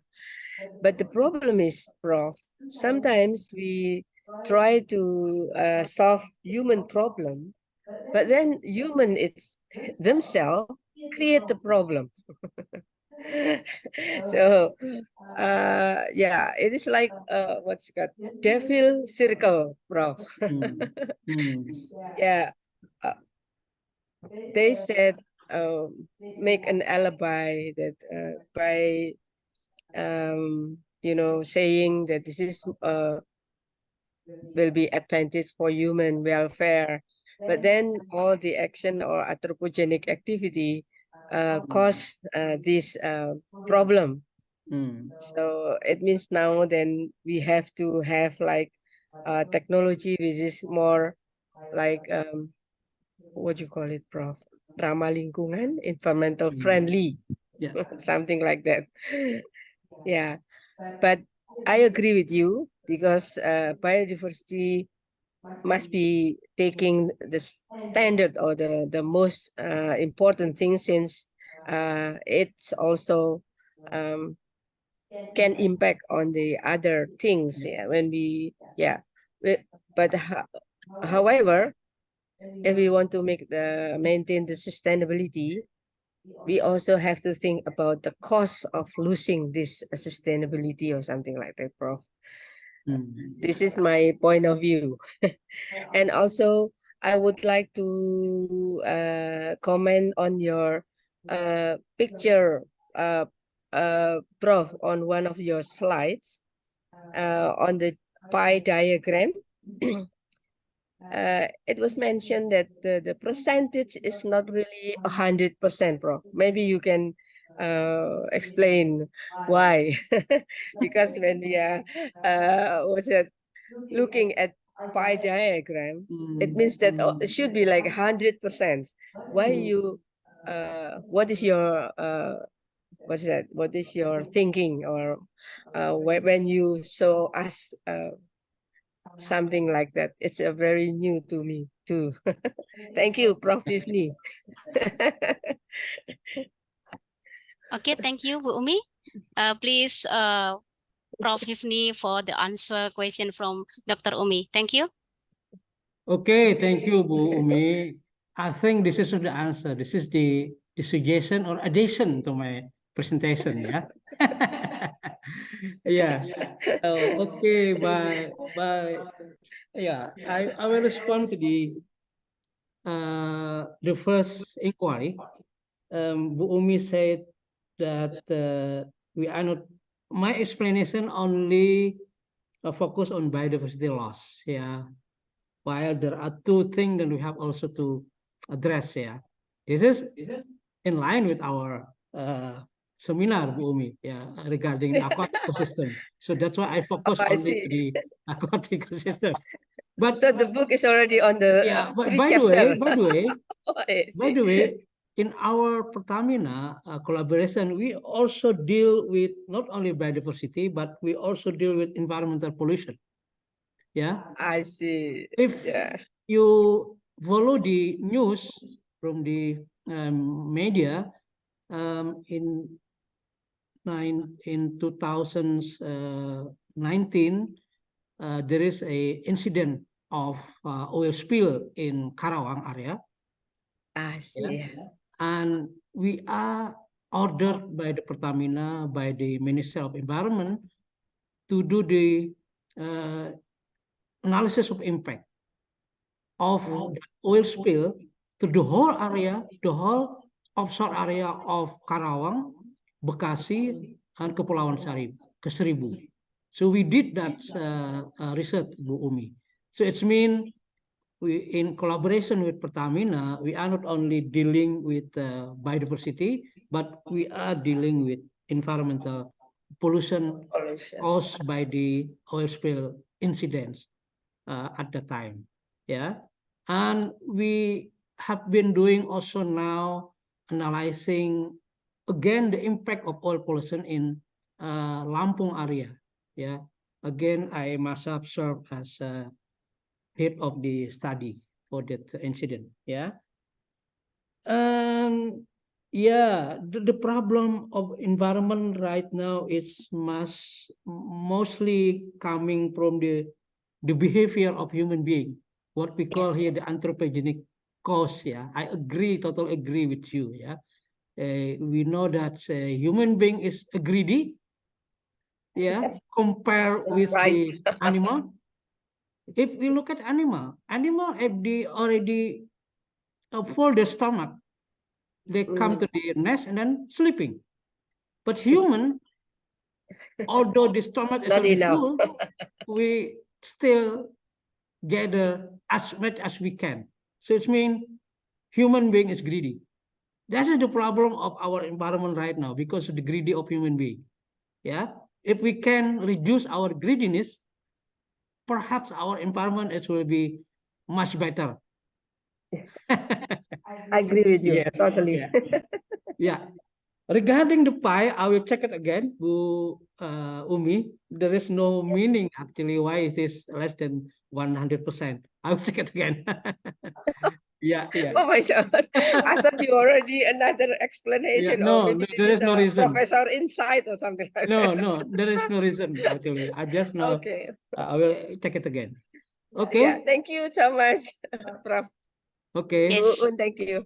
Okay, thank you. Maybe Inot's answer for Bu Umi, Prof. Tiffany.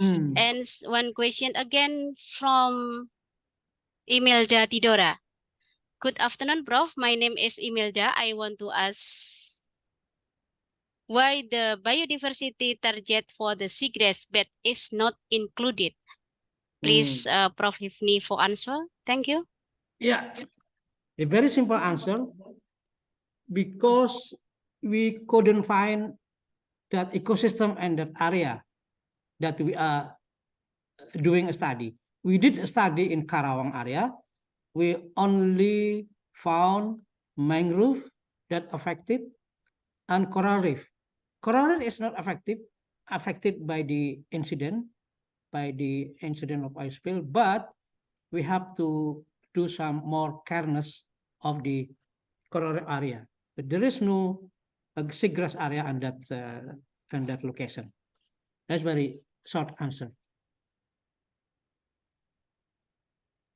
It's okay. It's not involved to area, Prof. Yes. Okay. Yeah, yeah. Okay. One question again, maybe? No? No one? Only Bu Umi? From the academic point of view. Should be coming from the student. Yeah. We are expecting student a question actually. Yes, maybe from Pajajaran University, Mas Vidi Semba. Could you question today for Prof. Hifni, Mas Vidi Semba?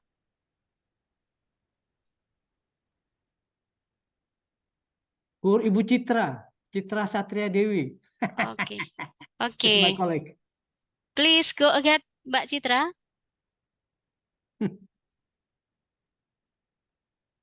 Disappear probably Mbak Citra. Mbak Citra? She's not here, probably already. Yes, it's not here. Hmm. Okay. Yes, maybe it's time it's enough, Yeah. Prof. Hifni. Yes, I would like to conclusion for the presentation from Prof. Hifni today. In combating triple planet crisis involve the environment and pollution, a toxic legacy, and then the climate change, the rising threat involve cause impacts and action plan, where the step in biodiversity action plan involve the principal elements of BAP, typically include the preparing inventories of biological information for the selected species or habitats, and then assessing the conservation status species within specific ecosystem, and then creation of targets for conservation and restoration, and finally establishing budgets, timelines, and institutional partnership for implementing the BHP, where the formulation of biodiversity action plan involve the specificity, the attending for the value for the net positive impact, NPI, and then the not net loss, like this net positive impact and the factor that's involved in them. Maybe, do you have closing statement, Prof. Hifni? Yeah, I will Yeah. deliver a very short closing statement.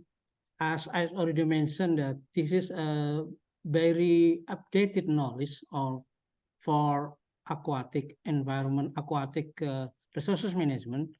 So by knowing this knowledge, so we can assess the company operating in Indonesia to formulate their BAP document. So this is the study that I nowadays with my team doing, collaborate with the many company in Indonesia. So I think if everyone here would like more to know more about this knowledge, you can contact me how to do that BAP properly. Thank you, Bu. Okay, thank you, Prof. Hifni Effendi from IPB University Indonesia. Thank you to all our presenters today, and thank you very much for attending the session. Ladies and gentlemen, I think enough for this session discussion. Start all his speech, and I do hope Prof. Hifni give me and give in my institution for the knowledge, and then the can collaborating between MSP especially, and then Fisheries and Marine Science, Brawijaya University and IPB University.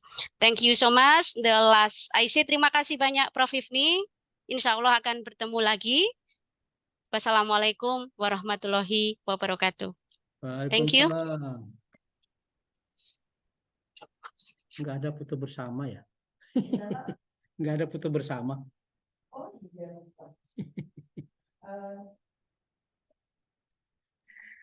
Bu Un, excuse me, can we have a photo session probably? Yeah. Yes, I'm forgot. I'm sorry. Please, all audience for open camera for picture together.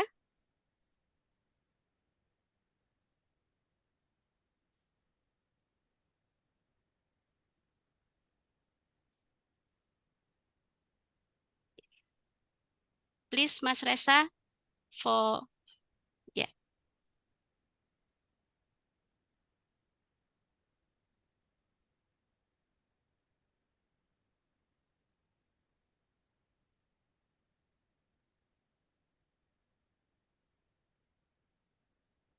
Enough, Prof. Evni, Bu Umi? Okay. Yes. Okay. Yeah. Thank you so Yes. much. Thank you, Mr. Okay. Irwan Sidik from Terima BRIN. Thank you so much. kasih. Terima kasih. Assalamualaikum. Waalaikumsalam. Waalaikumsalam. Terima kasih.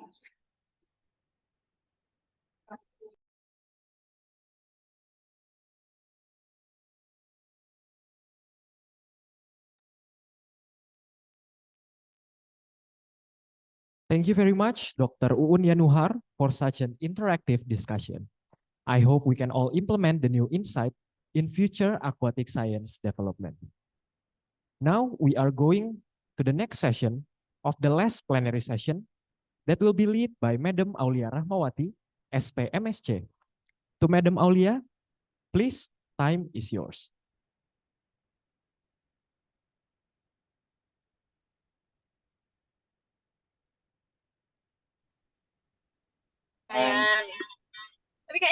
Okay, thank you very much, everyone who's still continuing to this session. We are going to the final session of today. Is plenary session 8 with invited speaker Dr. Yuni Kilawati from Fisheries and Marine Science Faculty, Universitas Brawijaya. I would like to invite Dr. Yuni Kilawati. Yes, I'm here, moderator. Yes. How are you, Bu Yuni? I'm fine, thank you. I'm the Right. last presenter, right? Yeah. Last but not the least, Bu. All right. Before we start to have to hear the screen sharing. To hear the lecture from Dr. Yuni, I would like to have a brief introduction.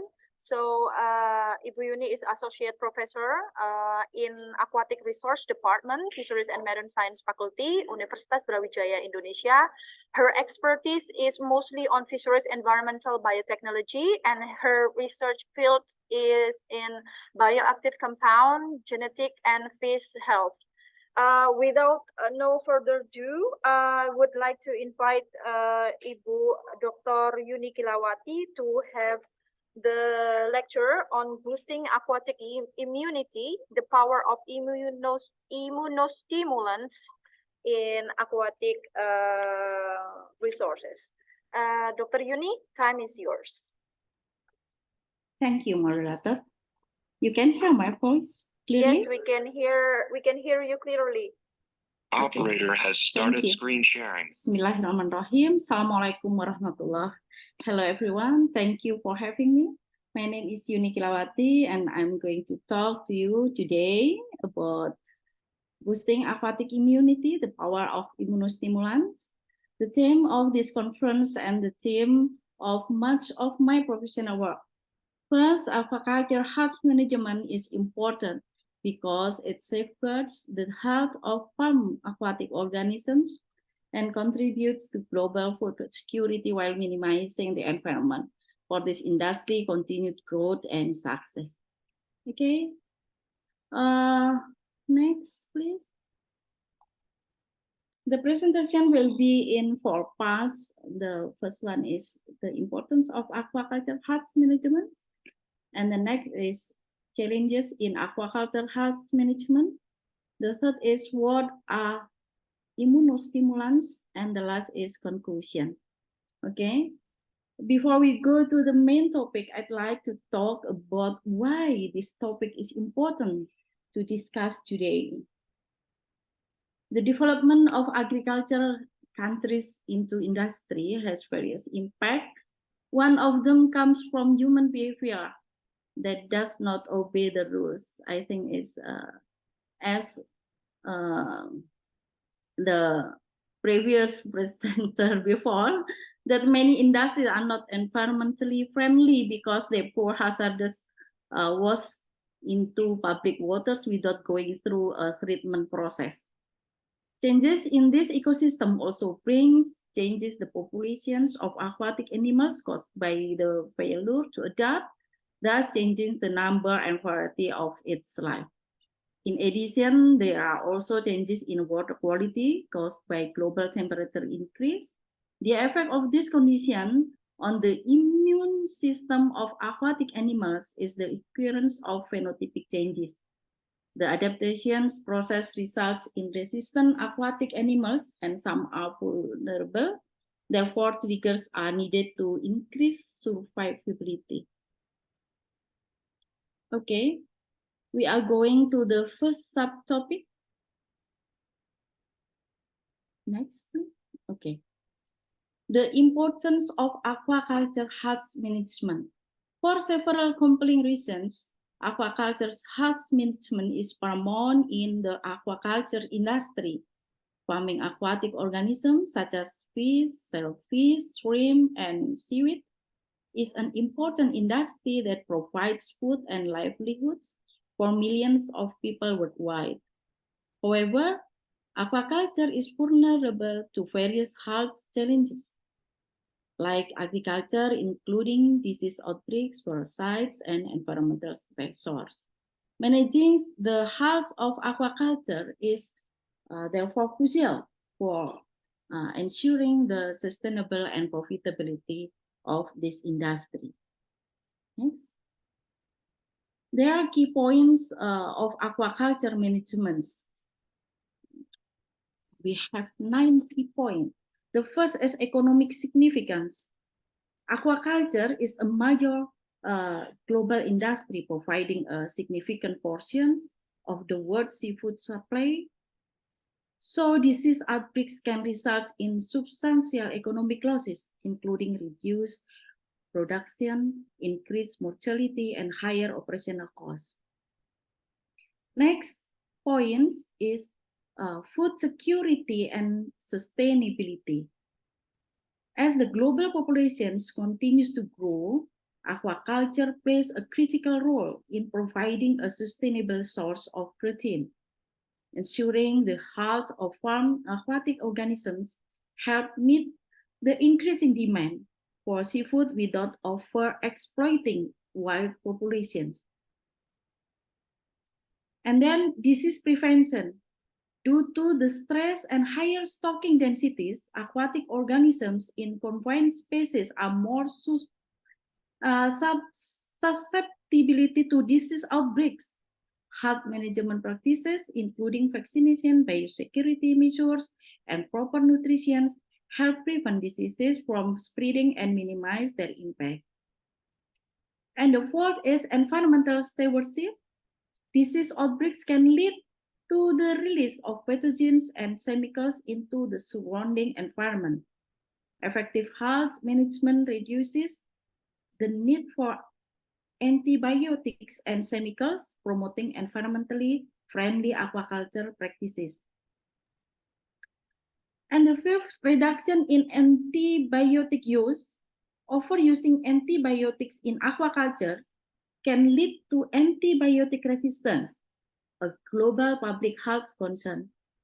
Strong health management practices, such as immunostimulants and probiotics, can reduce the reliance on antibiotics. The next is quality assurance. Healthy aquatic organisms result in higher quality seafood production with better taste, texture, and nutritional value. Meeting quality standard is essential for market competitiveness and consumer satisfaction. And then long-term viability. Sustainability aquaculture practices that prioritize health management are more likely to be viable in the long term. Disease-resistant strain and robust health management contribute to the resilience of aquaculture operations. And then compliance with regulations. Many countries have strict regulations governing aquaculture practices, particularly concerning disease control. Compliance with these regulations is essential for market access and international trade. And the last is research and innovations.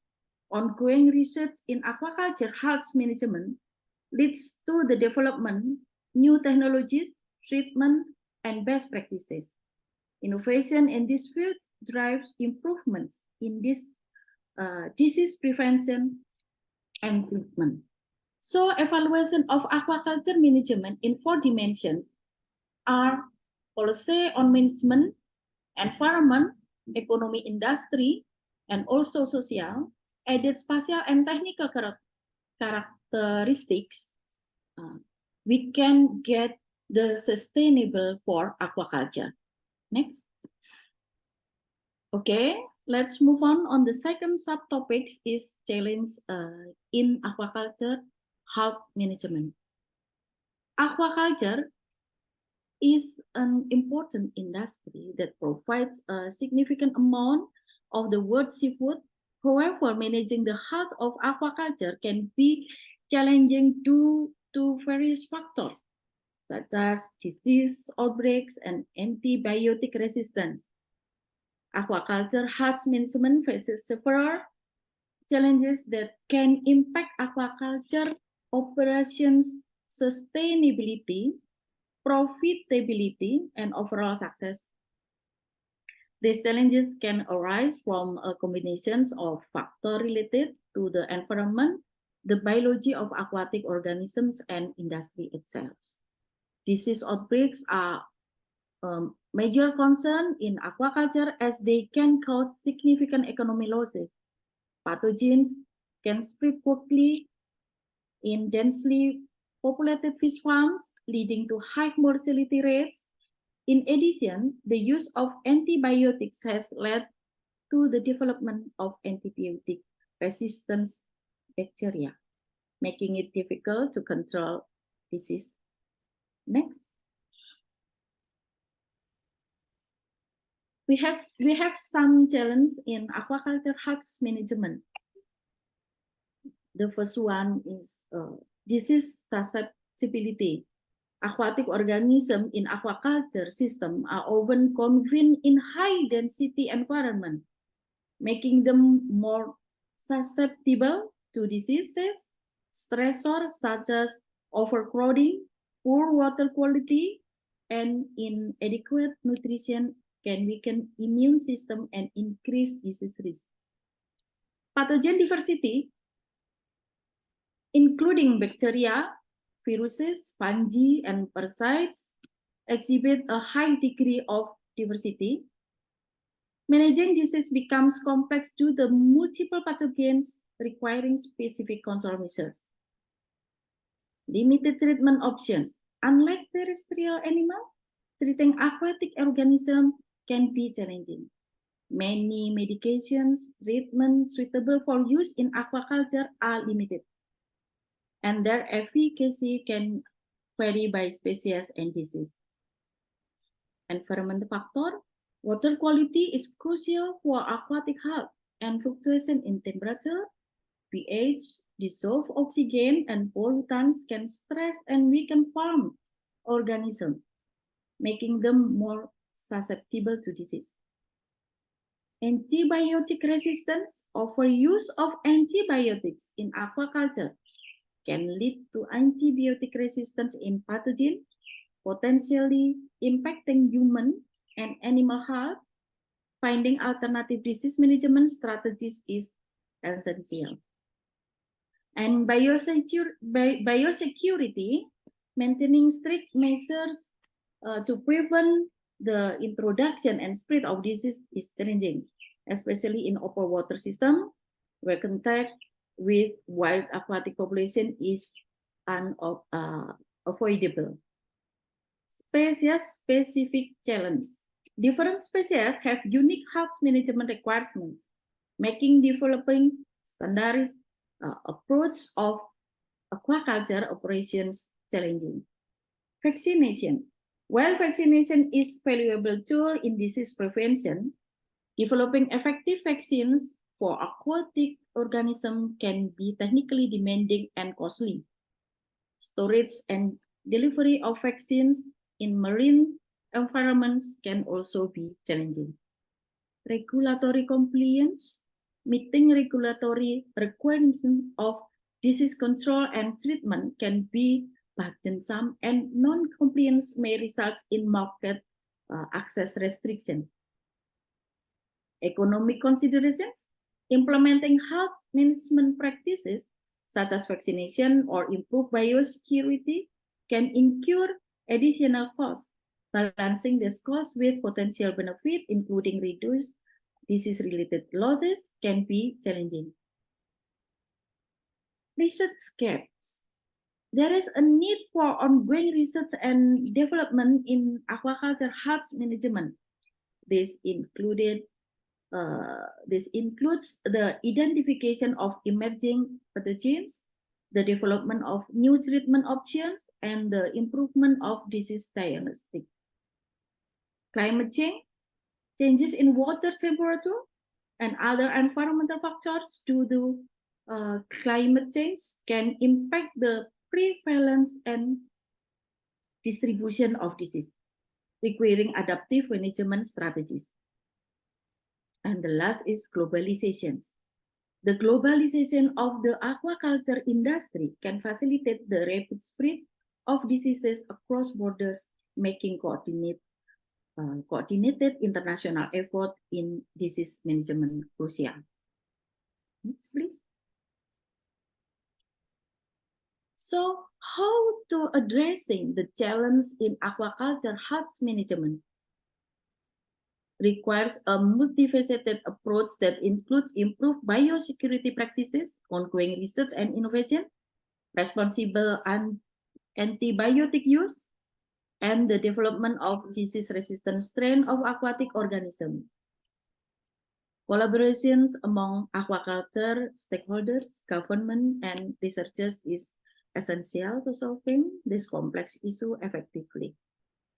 Next, we go into the third subtopic is what are immunostimulants. Sorry. Next. Immunostimulant is some substance can boost the immune system of aquatic animals such as fish and shrimp, and the substances can be natural or synthetic and work by activating the animal's immune response. And this activation increases the production of immune cells, which can help the animal fight of infection and diseases more effectively. Immunostimulants can also enhance the non-specific defense mechanisms of the animal, such as the skin, mucus, and gut microbiota. This can improve the animal overall health and reduce the likelihood of disease outbreaks. Additionally, some immunostimulants have been found to improve growth rates and feed conversion efficiency in aquaculture species. Okay. Type of immunostimulant next. Divided to type of immunostimulants. The first one is natural immunostimulants. These are typically for natural sources such as plants, microorganisms, or marine organisms. Some common examples include beta-glucans that is found in yeast and certain fungi, probiotics, beneficial bacteria, and certain herbal extract. And the second is synthetic immunostimulants, are artificially synthesized compound designed to activate the immune system. Example include vaccines and specific synthetic molecules that mimic pathogens, associated molecular patterns, PAMs, which the immune system recognizes. And then the next slide, we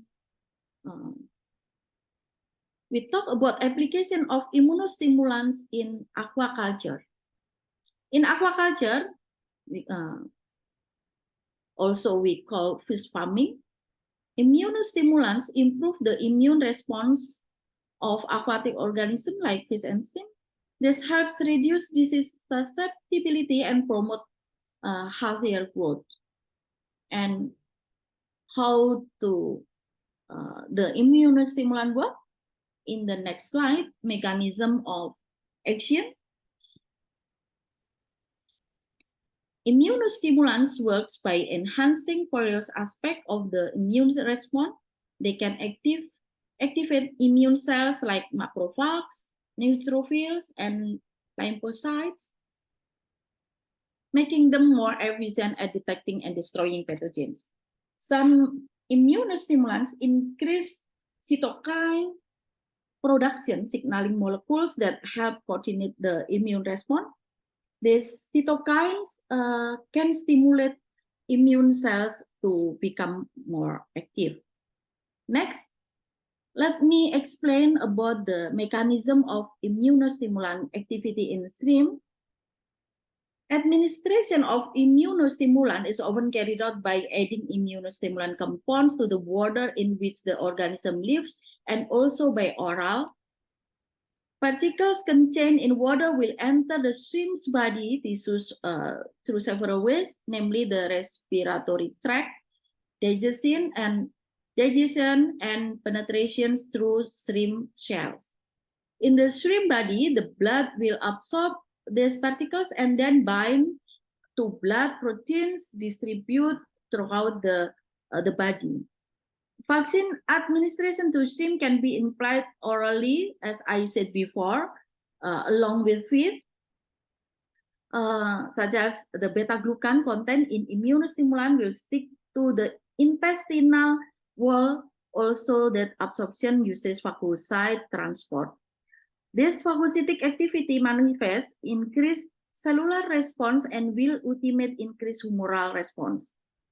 Phagocytosis is the most common reactions in shrimp cellular defense. And the process of phagocytosis begins with attachment and ingestion of microbial particles into phagocytic cell. Phagocytic cell then form digestive vacuoles called phagosome, and lysosome, granule in cytoplasm of phagocytes, then fuse with phagosomes to form we call phagolysosome. The microorganism is further destroyed and microbial debris is removed from the cell through ingestion, and the destruction of phagocytic microbial particle involves the release of enzyme into phagosome and reducing reactive oxygen intermediate and we call ROI. And application of immunostimulants in aquaculture, fish farming, immunostimulants improve the immune response of aquatic organisms like fish and shrimp, and this helps reduce disease susceptibility and promote healthier growth. Okay. Next, we go into benefits of immunostimulants. The first is enhance disease resistance. Immunostimulants help organisms resist infection by improving their immune system ability to recognize and combat pathogens. The second is reduce reliance on antibiotics. In agriculture and also aquaculture, using immunostimulant can decrease the need for antibiotics and other chemical treatment, which can have environmental and health-related consequences. And the third is sustainable aquaculture. In crop production, immunostimulant contribute to sustainable farming practices by reducing the need for chemical pesticides and fertilizers. And the next is challenges and considerations. The effectiveness of immunostimulant can vary depending on the species and specific immune response requirements. Proper doses and timing are critical for achieving the desired immune response without overstimulating the immune system. Regulatory approval and safety considerations are essential, especially in human and veterinary medicine. Developing effective synthetic immunostimulant can be technically challenging and requires a deep understanding of the immune system. Furthermore, we are going to talk about the following is biostimulant. Immunostimulant products with organic ingredients are often referred to as biostimulant. Using biostimulant as supplements can increase the natural defenses of farm animals so that they are resistant to pathogens during periods of stress. And biostimulants do not show the negative side effect that occur in the use of antibiotics on the environment and farm animal. Biostimulant increase resistance to infectious disease by increasing specific and non-specific defense mechanism. And biostimulants have several advantages, including cheaper, environmentally friendly, and minimal negative effect on biota. Then, based on our research over the past 7 years on biostimulant for marine algae, potential tests we carried out on several fishery commodities as biostimulant agents are mangroves, aquatic plants, marine algae potential of 4 types of marine algae that have better potential. The best results are obtained from biostimulant made from marine algae, then exploring the potential of marine algae as biostimulant agents to increase the endurance of aquatic animals. Then the selection of the best species as the basic ingredients of biostimulant product is carried out. The results of 4 types of marine algae studied have formula that function as an antioxidant, antimicrobial, antibacterial, antifungal, and anti-inflammatory.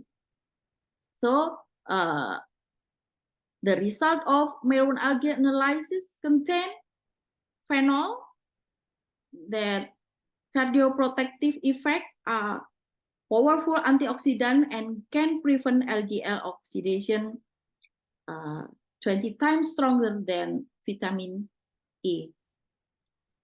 Octadecanoic acid is an unsaturated fatty acid containing omega-9 ingredients. This can act as an antioxidant.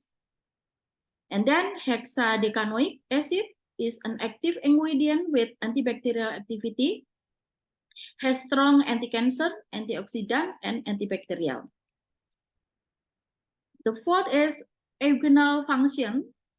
Eugenol as an antibacterial, including phenol derivatives, which have antiseptic effect and work by damaging bacterial cell membrane. And to know the active substance, we also analyze using FGIR. Next slide. Okay. Dr. Yuni, I'm sorry, we have 5 more minutes. Okay. left. Okay. Based on the research, extract compound contain a peak of 9, which belonging to the galactose sulfate group, sulfate, that is sulfate polysaccharides. Okay, next. Furthermore, the selections of the best species as the basic ingredients of biostimulant products and the species Sargassum and Ecomacotoni were carried out. We conducted tests on healthy shrimp applied biostimulant and not on parameters, total hemocyte count, respiratory bursts, superoxide dismutase, hyaline cell, granular cell, semigranular cell, survival rate, IC 50, antioxidant activity. And the best results are shown in the table on this slide. And the next PCR tests were carried out on healthy sick shrimp applied biostimulant and not to prove molecularly analysis of whether biostimulant increases gene resistance in the shrimp body in overcoming disease. And in the field, we have in healthy shrimp, there is an expression of hemocyanin gene, which is resistance coding gene with a clear band profile. And in the shrimp infected with the disease and given biostimulant application, there is hemocyanin gene expression with a faint band. And the last in shrimp infected with the disease without biostimulant application, there was no expression of hemocyanin gene. This means that biostimulant has proven to increase resistant genes in the body of experimental shrimp. Next. PCR resulting using the primary HMC gene were sequenced, and sequence were obtained that showed that the amplicon was HMC as a resistance coding gene. To further strengthen to the we compare with the data from the gene bank and created a phylogenetic tree that in this slide. Okay, these are prototypes, haki, and publication that have been acquired, and currently products are being developed to prepare for the industry scale up. Okay, let's move on to the conclusions. Aquaculture is considered a high-risk industry, and production heterogeneity hinders and development and application of risk management. By implementing good health management practices, farmers can reduce the risk of disease outbreaks and other problems that can negatively impact their business.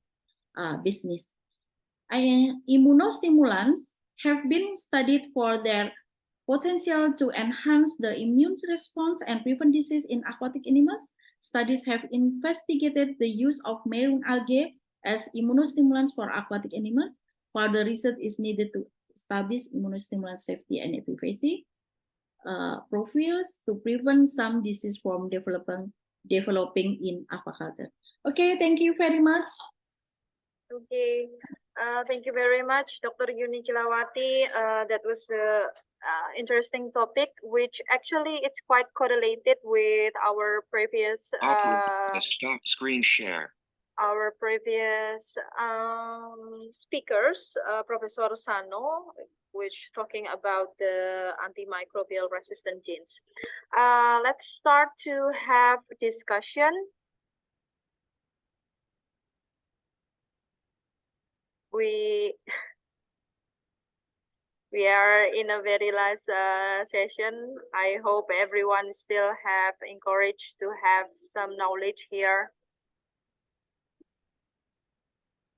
Okay, maybe while we wait some question from the participants, one question to Dr. Yuni Kilawati: is there any actually kind of side effect by using this kind of immunostimulants?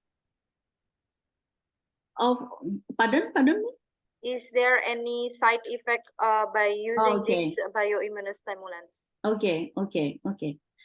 As I said before, biostimulant is quite safe for water, for aquatic animal, and also the human that consume the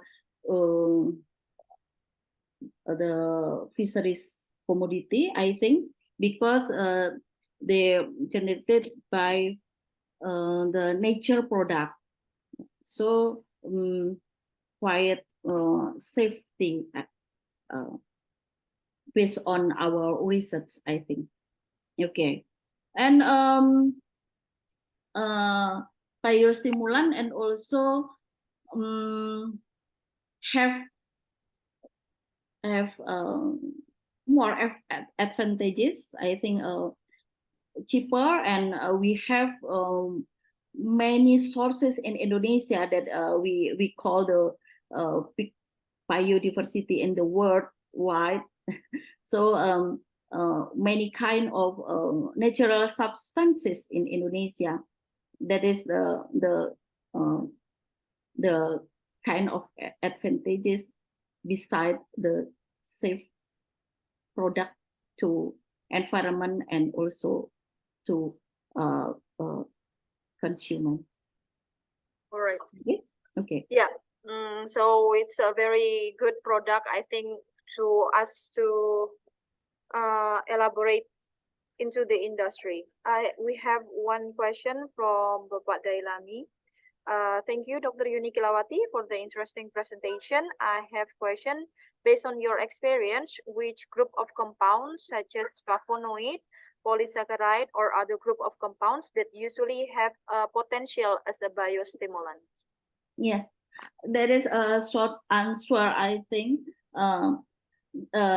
We find the group of polysaccharides that have a potential as a biostimulant. Okay. Polysaccharide then. All right. Is there any other question? We have actually one more question for this session. If no, I think we can close this session by having final remarks from Dr. Yuni Kilawati regarding this topic or this conference. If you have any final closing remarks.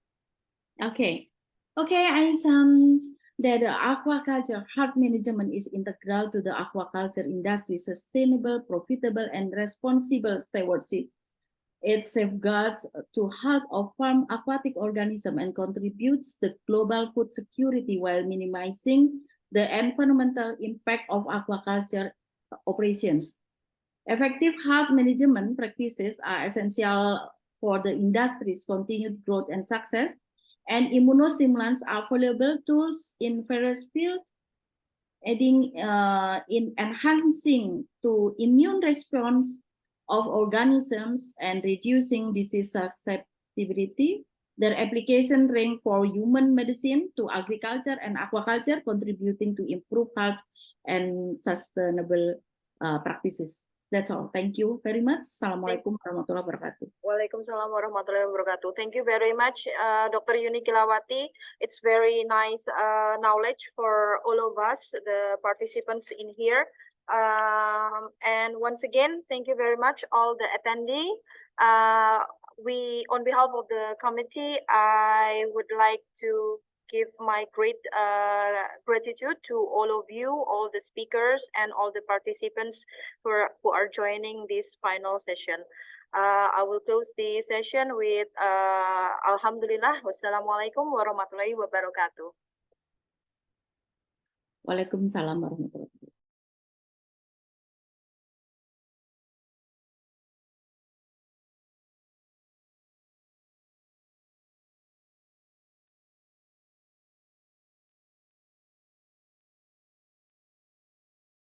Thank you very much, Madam Aulia Rahmawati, SP MSc, for leading the outstanding discussion in today's event.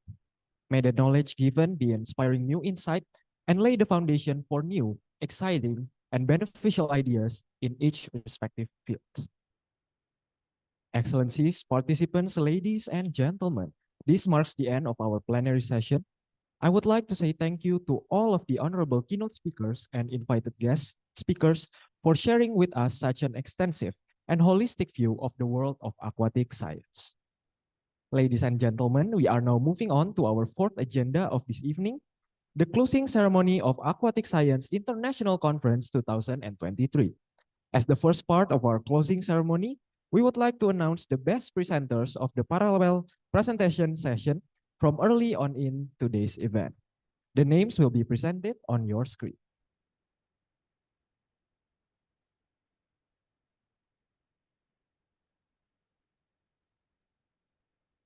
The best presenter for room number 1 is Zakia Nur Inayah, with the topic Community Structure of Plankton in White Leg Shrimp, Lithopeneus faname, Pond Ecosystem. Congratulations to Zakia Nur Inayah. The best presenter from room 2 is Elia Putri Pane, with the topic the genus Niscia Basilariovicae, isolated from Gandoria Beach, West Sumatra, Indonesia. The best presenter from room 3 is Kurota Ayunin, with the topic Analysis of Bioactive Compounds from Watercress Nasturtium officinale extract on the lectin immune proteins in Lithopeneus faname in silico approach. The best presenter from room 4 is Vidi Samba Prasetya, with the topic Does salinity affect antibacterial activity of melanin produced by the blue diatom Haslea ostrearia?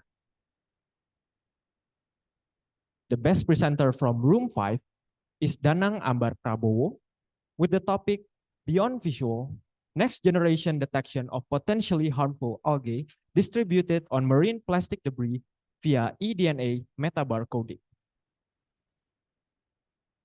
The best presenter from room 6 is Umi Zakia, with the topic Mangrove Conservation-Based Strategy in Ecotourism Development as part of Banyu Urip Mangrove Center, Coastal Resources Management in Gresik, Regency East Java, Indonesia.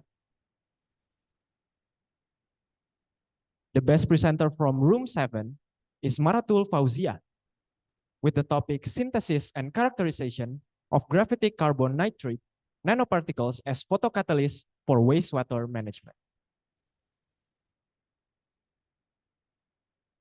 Congratulations to all the names mentioned.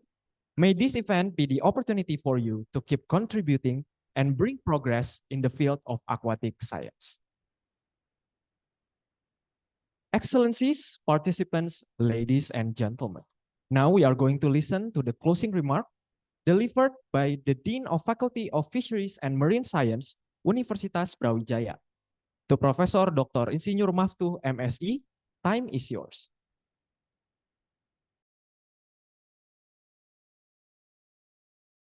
Assalamualaikum warahmatullahi wabarakatuh. Good afternoon, ladies and gentlemen. Honorable colleague, on behalf of Faculty of Fisheries and Marine Science, Brawijaya University, and the organizing committee, I am delighted to deliver this closing remark on the success of the second Aquatic Science International Conference, ASIC 2023, which were held virtually meeting. The committee successfully hosted the event as the plenary, parallel session, and all presentations were delivered with minimum technical issues.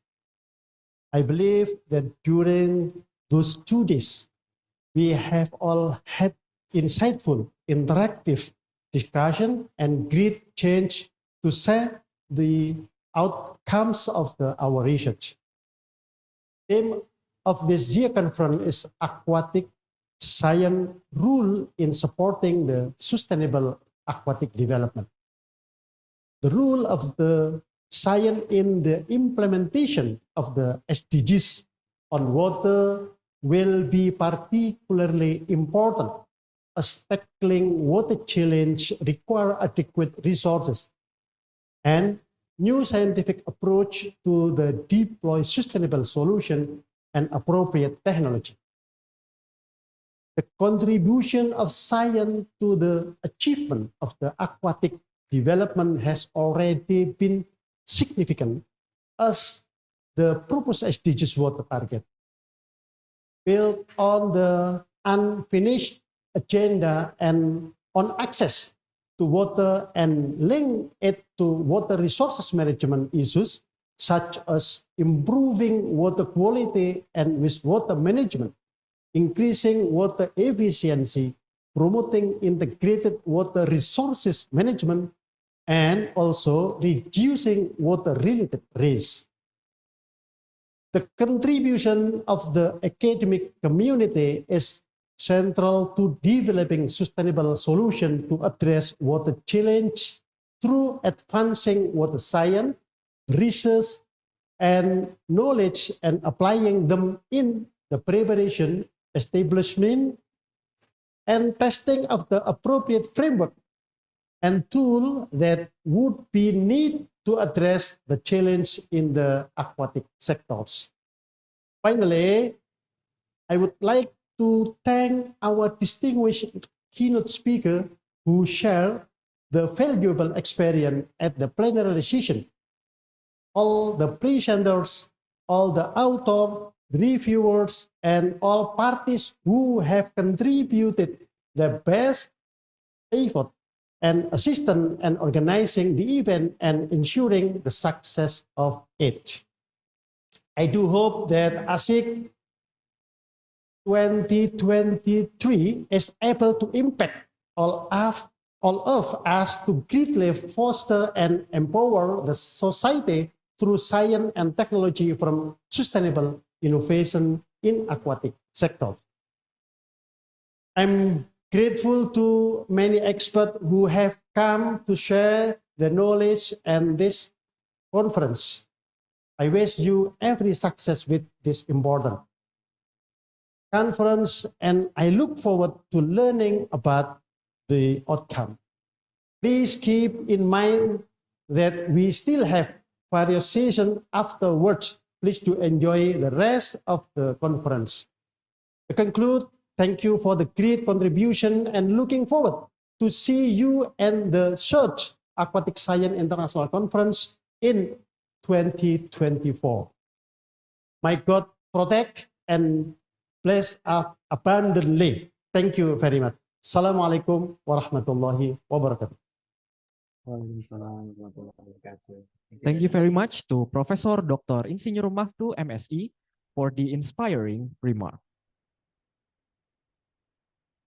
Excellencies, participants, ladies and gentlemen, we have now arrived at the end of our journey in the second Aquatic Science International Conference 2023. It has been an honor for me to host this event and to witness the priceless knowledge that we have explored in the past 2 days. I want to take this opportunity to thank all of the organizers, volunteers, and participants who have worked tirelessly to make this event a success. Your hard work and dedication have made this event possible, and we sincerely thank you for your contributions. I would also like to express my deepest gratitude to all the speakers, moderators, and all participants for tuning in with such active participations.